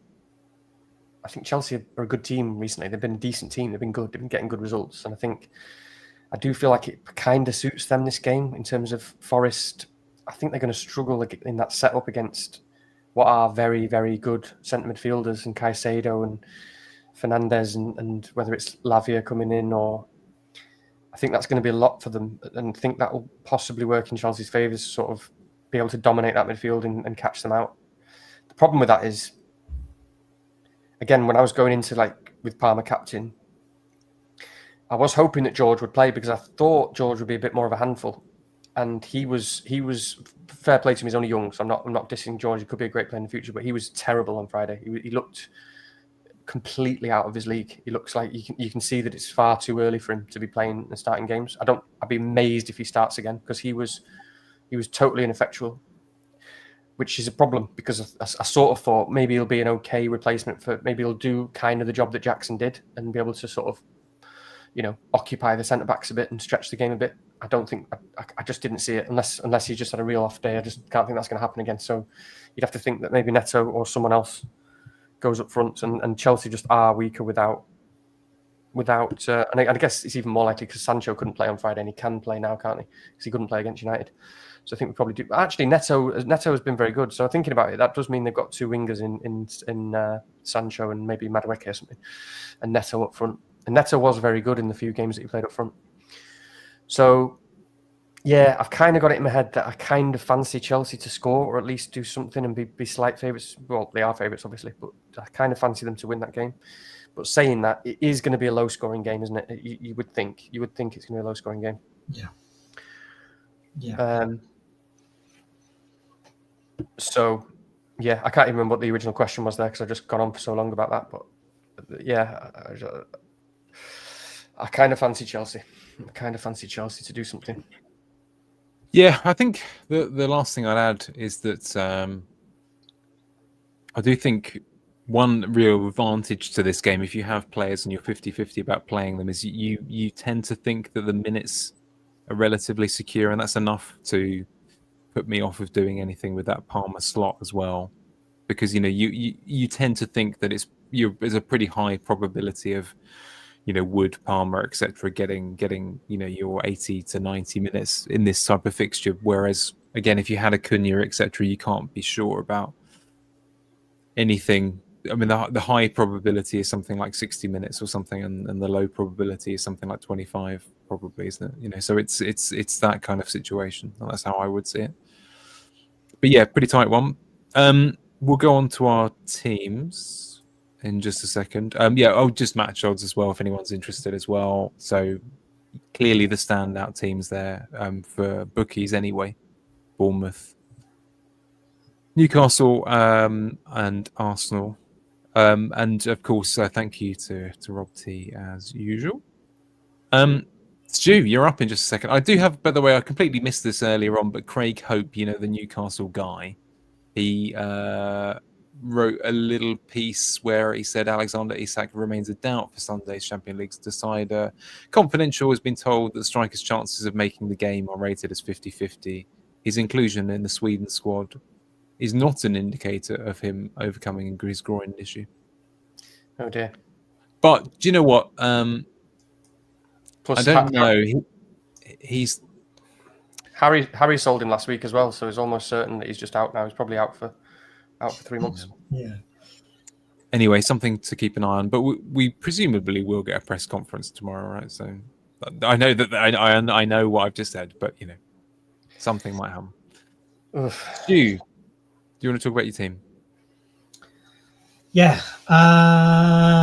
Shall I read it out for the Oh yeah, go on, please do, because I actually did get it on Spotify last week. Okay, so it's Raya in goal. At the moment, I've got Byrne, Kirill, and Guardiola at the back.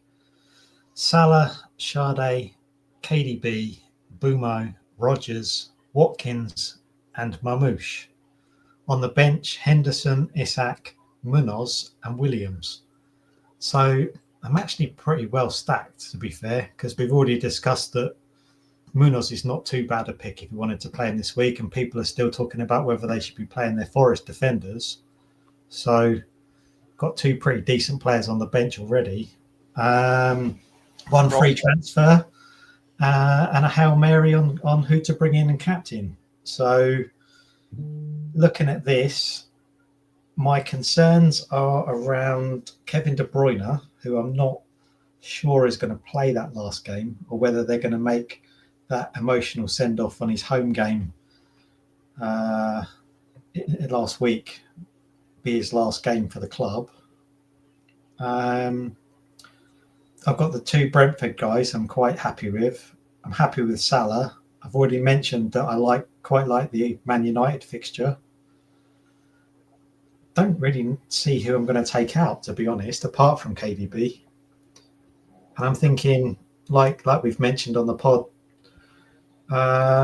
looking at Liverpool midfielders, looking at Bournemouth midfielders, looking at Brighton midfielders, Arsenal midfielders.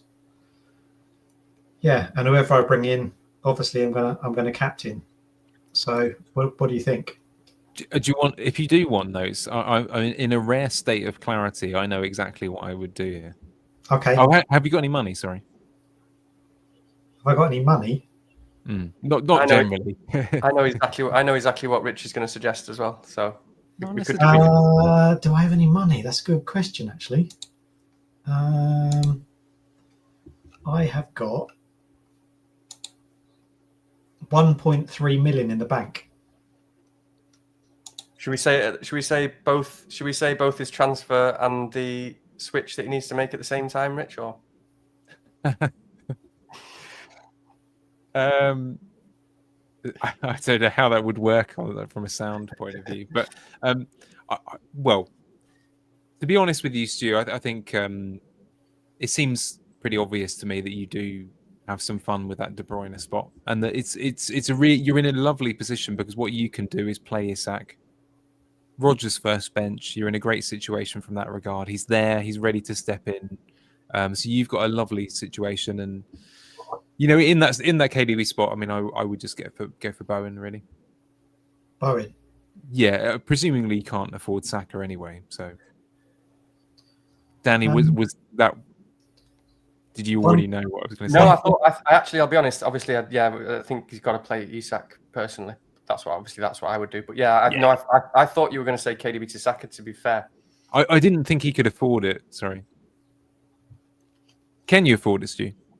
I'm not sure, actually. Well, check. This is important. We're doing a live price check. Live price check. Here we go. I mean, obviously, if you can afford Saka, by all means. Surely you can Nikolai afford it. says you can. Yeah, I can afford Saka. This is great content. Everyone's tuning in for this. Like and subscribe. Smash the like. Saka. Send the link to your sister, your boss, the guy around the shop that you saw earlier. Anyway, thank you very much. No, but okay, well, great. So probably that option for you. But Danny, was that roughly what you would lean on in Pep's situation? Yeah, without too much thought, I'd have fun with the KDB because I think there's some nice moves, and you never know. The guy who in your mini league who decided to wildcard and copy your entire team, maybe that cost him loads of team value, and maybe he can't afford KDB. Saka. Yeah, that's true. So yeah, that's where I would go. As we know on this pod, I'm not a KDB fan, and he could well not play. I think he will play. But he could have reduced minutes, and it could be a fairly difficult game. So. Yeah. KDB. I sold KDB last week, Stu, so he's dead to me. I think you should get rid of him as well.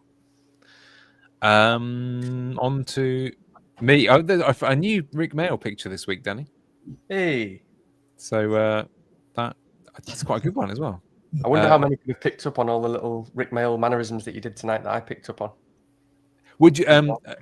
If anyone can name the less well-known bottom character in the background there, Danny has actually said his name during the chat this evening several times. He often does, actually. I think he accused João Pedro of being one. So please do feel free to, if you know that. That's my team. So obviously Saliba, I'm going to leave that there just because, why not? I think the team is probably set. I'm kind of quite content with Sarr as being my first bench pick, whatever happens. It feels like the right thing to do, just to leave him there to be who he is, to run energetically right down the right wing if I need him. Very probably one of the most risky striker to probably Evan Nelson, I should think. But I'll be honest with you. If I had an extra, I would love to, because that move, Cunha down to Evan Nilsson, for example, I could have moved a Palace midfielder, maybe even Sarr up to Bowen. So I'm kind of annoyed that I haven't got that extra move. That would have been a lovely, squishy one to finish the season with, and at least give myself a treat of Bowen. But there you go. We'll do a rank reveal next week on our post-mortem pod. We will be doing some kind of after-season thing, I think, if Danny's willing. We haven't actually confirmed anything yet, but I think it's nice to come in and I can reveal it all to you. Embarrassed as I no doubt will be, but I've got wind that it's fine, but not that exciting. Danny's the rank that you should be looking out for. And Pep, to be fair. I don't know what Stu's ranked, but I'm guessing it's quite an interesting number. It's lower than my than my FPL ID. Put it that way. Yeah. Yes. You're not big for that, are you? Any notes from you two on that team? I mean, no, I like it and I like your moves. You've. I could tell by your reaction earlier that you are, but you're fairly set, are you, on Milenkovic over Munoz? Do you know what? Not well done, Johnny Eggs. I don't know whether I'm allowed to put it on the screen because I might get in trouble, but you are right. Mr. Head was his name. Mr. D Head, yeah. Mr. D Head. He had trials for QPR. Anyway, yeah, probably Milenkovic. Yeah, but you know what? I could be persuaded. I don't really have a strong read on that. And obviously, there is the matchup that's going to make it. It's just Milenkovic is one of those guys for me, isn't he? Whenever I don't play him when I could have done, he usually does pretty well. So it's not really a great logic one there, but it could easily be a tight one. Munoz could easily be an open game. So I think it's a pretty close call, that one. Who would you go for in that situation, Stu? I think you change Cunha to Evan Nilsson in that situation. In a defender situation, I would go for Munoz. Okay, cool. Yeah. I'll have a think about it. But although I know that Milenkovic has been a bit of a hero for you all season, so I can totally understand why you'd want to bring him in for sentimental value. Yeah, true. Or you could just bench his points one last time, given that you benched about nine clean sheets of his in weeks. Oh my god! I think that's a conservative estimate, Danny. To be honest with you, I've probably benched 9 attacking returns, as if anything. But I quite like the idea as well. With the strikers, if I don't know, then I'm weirdly enough probably more likely to sell Cunha. My reasoning there is, with Isak, as you say, it's a kind of likely he starts or doesn't play situation, in which case Sarr would just come in for him, and I feel that's an okay compromise. Whereas Cunha, I just don't know what's going to happen. The trouble is with Cunha is, like, I'm a believer. I mean, if he starts this week and everyone's behind him and they're genuinely upbeat and they're like, yeah, no, you go out there and you have one last game of fun, it's easily a multiple attacking return fixture. So it's a really nasty decision, to be honest with you. So if you hear nothing, at the moment you're likely to do Cunha to Evan Nelson. Yeah, probably. But I'll be listening for every scrap of information I can get. But yeah, I don't know. What are your thoughts? Do you have a different take? I can totally understand it. I think he is the weakest link, and it's probably like optimal as well, or whatever. And yeah, Evan Nelson. I mean, there's an argument. There is an argument that you could just bring a Newcastle defender in, or even an Arsenal defender, and leave it. Yeah, there is. Yeah, true. But yeah, I mean, just putting it out there, I can understand why nobody wants to do that in Gameweek 38. But it's difficult to sell Cunha, isn't it? When you don't hear anything, it's just difficult. This is the problem, unfortunately. Yeah. So. No, I don't hate that idea at all. If I did, it would likely be one of the Arsenal ones, I think. But yeah, okay, yeah. Have you got enough money to go Cunha to Gakpo? I'm going to say yes. I don't know. I would assume they're quite similarly priced, to be honest with you. That would be quite nice if you're that way inclined. Cunha's like 7.1, right? I can't imagine Gakpo's more than, what do I have, 0.8 in the bank? It's not going to be 8 million, is he? So it's not far off that, I wouldn't have thought. Stu, do you think that I will do that? That's the thing. Double Liverpool attack going into the last game of the season. Yeah, I know. But I'm not going to do that. Yeah. The last piece, just quick question on this actually before I move on to Danny's team is of course, I can just move on one of the midfielders, but I think just because I'm even with them going away midweek, I'm still fairly sure that both of them get a start there. So I'm tempted to leave it because I just don't really like anyone in the cheap midfield spots. But that's the other option before we move on. Or there's what Brian said, which is Welbeck. Yeah, I like him as well. Yeah. Just leaning on Evan Nelson, I think. Danny. Yeah, so it's fairly similar. So not much else to say other than, for me, I have to make a striker transfer basically. I'm glad I've got Rodgers there. I am glad I've got Rodgers there because obviously if you, let's just say, most likely I transfer João Pedro out because he's not going to play, but I do need that Rodgers spot and potentially, well, obviously I need the Munoz and Milenkovic spot as well. So I could be down to the bare bones again this week because we could have no Cunha, we could have no Isak. Unfortunately, I think Cunha will play some part. So there's potentially a decision between Cunha and Rodgers in terms of who to start. But also given, that given my rank, I don't like to play like this. It never really works out. But given my rank, where fingers crossed, should be fairly nailed on theoretically for top 10k. I mean, I'm 2.6k or something. I'm not going to make top 1k because I think I need to make up 22 points. So that's how much. It was 8 points last week, and this week it's 22. So there you go. But Cunha will be pretty good differential if he does start. So I'm just going to have to look out for everything I can. I can't rely on the Wolves guys anymore. Not that I ever tend to rely on fans because they all thought he was definitely starting this week and he didn't. Yeah. So we'll have to think about that one. So I'm forced into. I'm happy with the midfield. It is what it is. It'll be João Pedro most likely to Evan Nilsson, and it does feel it felt more boring to me a few weeks ago. But as I said, for the reasons why this week, I think his ownership is going to be low. So I actually quite like it. It's Leicester at home, and he's looked really good, Evan Nilsson. And likes of Welbeck and stuff are an option as well. I think I've got something like 1.3 million in the bank or something, but I don't think that really matters in terms of Evan Nilsson because he's ludicrously cheap, isn't he? He's like 5.8 or something. So I haven't given it a huge deal of thought yet because I did a little bit of a shutting down job and forgetting about it for a few days and thinking about the United game last night. But yeah, likely João Pedro to Evan Nilsson. I've currently got Munoz ahead of Milenkovic, which I need to think about. It could go either way.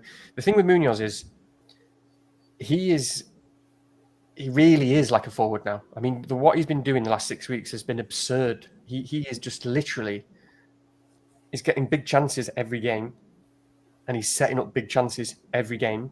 And they've basically got two right forwards, Munoz and Sarr. And if Sarr's doing a little bit of a cutback to make a tackle, just like that goal whenever it was on Tuesday when Sarr had the ball on the byline, didn't he? So Munoz went forward. Sarr hits the long ball to Munoz and it's an assist. But he's just, it is ridiculous. It's ridiculous. So you're almost grouping him with Mateta, Eze and Sarr as the forwards in this game, where I think Liverpool will probably win. I think it will be a high-scoring game. I'm captaining Salah, but I think Palace, that's my prediction, might be way off, but I think Palace will score 1 or 2 goals. So at the moment, I'm sort of leaning on, I do like Milenkovic, and I may still go there because I think it'll be a low-scoring game. He does have goals. He does have goal threat, as we've seen.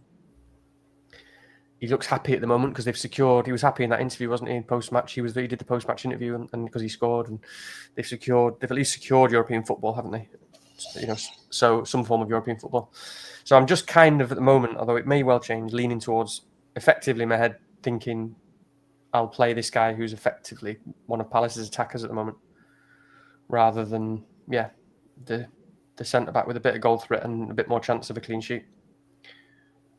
Is where I'm at.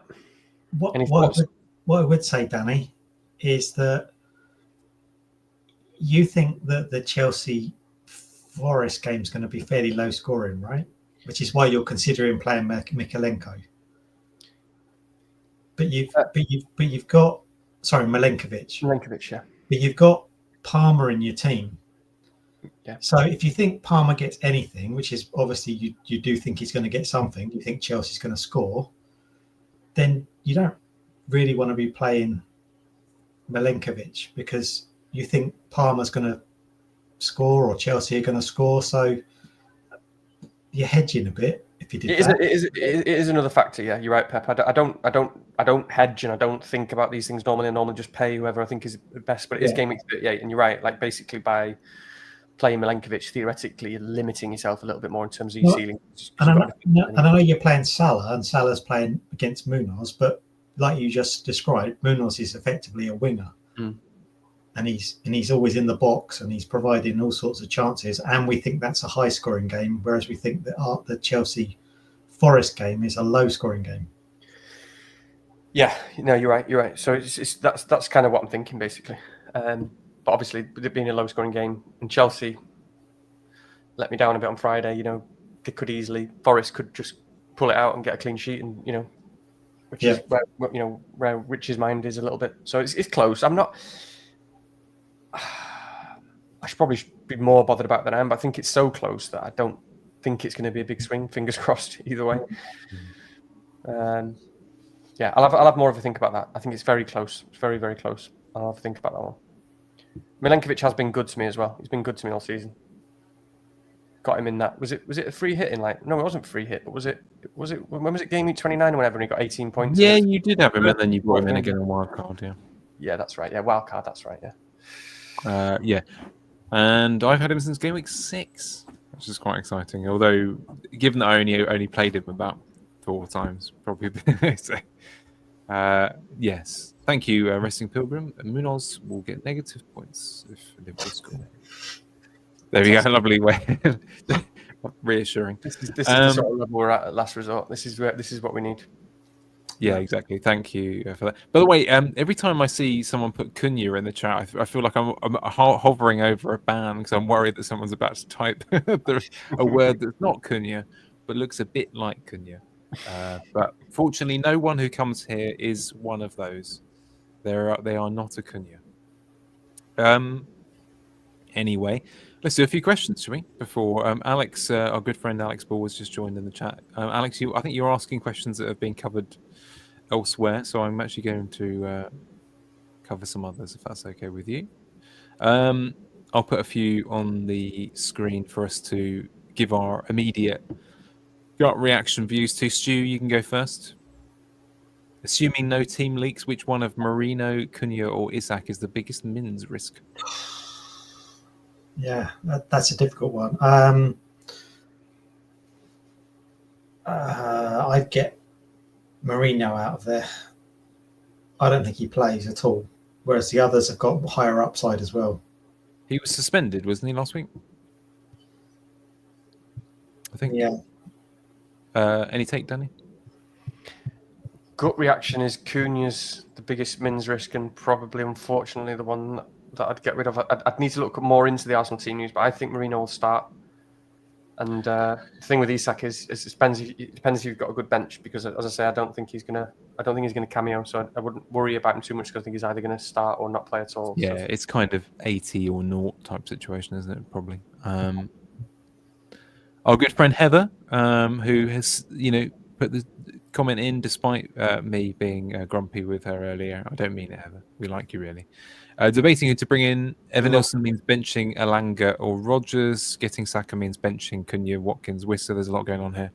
I'm leaning Evan Nilsson to a bit. Oh, leaning Evan Nilsson a bit more. Any views on that question? Yeah. So she must be talking about selling Cunha then. So Evan Nilsson means benching Elanga, Rodgers, or getting Saka. Oh, I see. So I wonder who we're getting Saka for. She didn't say. Yeah, because I'd get Saka and bench Cunha. That seems fair. Yes, it depends who you're selling to get Saka, though, I suppose, Charlotte. But Heather, I don't know where Charlotte came from there. Poor Heather. Yeah, well, that's what I mean. So this is what the bear does after a bit now. Yeah, mine went properly through me earlier on, I'll be honest with you. Surprisingly, I didn't remember it being that potent, but so apologies, by the way. This is why the pod is a little over 2 hours, is because of that, really. Our good friend Easy. Just to say one more thing. Just to say, sorry, Rich, I don't mean to interrupt you. Sorry, I just want to say on Cunha, because I don't think we really answered that question. I just want to say, I'm very worried about Cunha. I did say earlier, I'm leaning towards thinking he starts, and I hope I'm right. But it is his last home game. I'll be a little bit surprised if he's not starting. I think if he does start, it's tremendous. So I would, unless you're really, really worried and conservative and you're having to protect your rank, it's fun playing Cunha this week, isn't it? So I would want to play Cunha in terms of those transfers, really. Don't put that in my head. I'm just saying, it's like one of the, I think he'll start, but he is the biggest mins risk.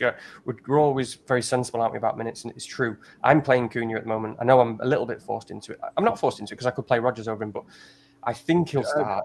Just a little aside, and this is selfish on my part, but if it was a straight 50-50, would you play Eze or Cunha? Oh God, I would play Eze. Okay, good. I just wanted to check. Easy. He has to that was about an hour ago, so he's probably wherever he wanted to be by now. Quick question: can you for the end, Mateta to Evan Nelson or Sarr to Gruder or Trossard? Triple captain is on Salah. Oh, nice. Huh, triple captain, nice. Okay. I'm assuming he has to play both of those players for one thing. So yeah, I'm not a fan of Trossard because I don't think he'll start. Gruder, fine, might be interesting. I don't really know enough about the player to go there. So personally, I would lean towards whatever the first one was that's gone off the screen now. Evan Nelson. Yep, sorry, that was my fault. Right. Last one then,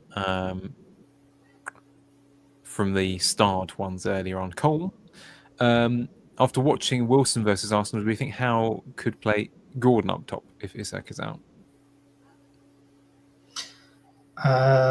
Yeah, very possibly.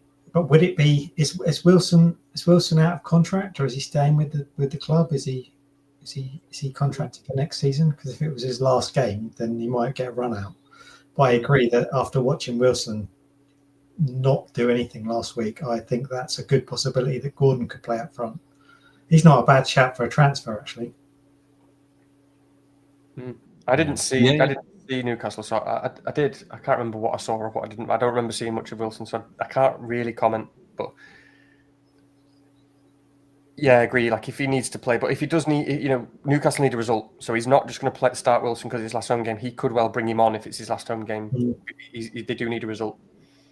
I don't think we're going to find out about Isak though, so I just don't think we can make these sort of calls. I just think we just have to make your bet on Isak, who's currently 50-50. To be honest, yeah, it's worse than the start of the podcast because you said that tweet that guy's put out. So I'm a little bit worried now about Isak. So that was about 5 p.m. by the way, so we just missed it before we came on. Which it makes sense as well though about the Sweden thing because they probably for all we know they don't even know. The Sweden are just calling him up because they call him up as a matter of routine because they want. Because as a part of calling him up, they then probably get the proper information and they find out for themselves and they maybe get the medical information and stuff. So maybe being called up for Sweden is really meaningless, which is what that guy's insinuated with that tweet. Cool. Okay, I think we'll call it a day on the questions if that's all right. Everybody, feel free to. We might well get back to you if we can. But actually, what is good, by the way, if you get to this stage and you think, well, they're not answering my question. You can always stick it in the feed after the live link, like the permanent one, and then we'll get back to you there because it helps us a bit more than the live ones. I think at this point, anyway. So please do comment on the one that's published. That's very helpful to us. And again, put dribbly, lovely comments, sort of love letters, not love letters, but well, unless it's just you, it's quite nice, Yeah, Heather gave us a comment on the video last time. We do have to call that out. That was very nice. So that helped. The comments we don't get enough comments on there. And also, I was just thinking, by the way, before you call it off, like this is silly because we don't have many viewers and likes and subscribers and all that yet, but we do have a very active chat, which is great. And we might need, if anyone's up for it at some point, maybe I don't know if you have any regular listeners, but we kind of need a bit of a chat moderator if anyone wants to do it. Maybe we need to message one of us because that would, it's hard for Rich to sort of do everything and host and be looking at all the comments all the time and then also having to block people or get rid of trolls and all that sort of stuff. So we could actually do with someone doing that sort of stuff. I don't know. I've never really thought about that until today. So just putting it out there. Yeah, that graphic design, some cheeky little music, bias, sponsor, streaming software, maybe sponsor, yeah. That sort of thing. Yeah. I don't know. After our comments a few minutes ago, is it a good idea that we ever be a sponsor? I'm not really sure. I might never answer any of these questions. But yeah, no, that's a very wise comment. And we will, like I say, be back for one last hurrah next week to let you know how we get on, and you can see out the season with us and enjoy the sail off into the summer. Do things. Remember that we've got a dog or a wife or whatever it is that you want to remember, which is always quite a pleasant thing to do. And we'll go on our holidays and such as well. But yeah, and of course we will be back next year, but we'll talk about that next week. Right, I guess we'll go to call it an evening. We're usually in trouble by this point because we've been on here for about half an hour longer than we were supposed to. I'm sure everyone knows, if they've been sitting there watching a pod, they know that their partner is thinking, why are they ignoring me and watching these weird people talk about whether someone might be a 50-50 and is called up for Sweden? They're right and we're wrong. We're all sickos here, as you know. Okay, we better go. But yeah, enjoy your week. I hope the leaks fall in your favour and all the rest of it, and everything goes well. But enjoy your weekend, and I'll let the lads say goodbye. Cheers, boys. Cheers. And if anyone's at FPL Meets on Sunday for the last game of the season, Waterloo, check out the FPL Meets Twitter account to find out where we'll be. There we go. As Stu says, if you see him there, he'll buy you a beer. Right. Good evening, everybody. We'll see you later. See ya. See you later.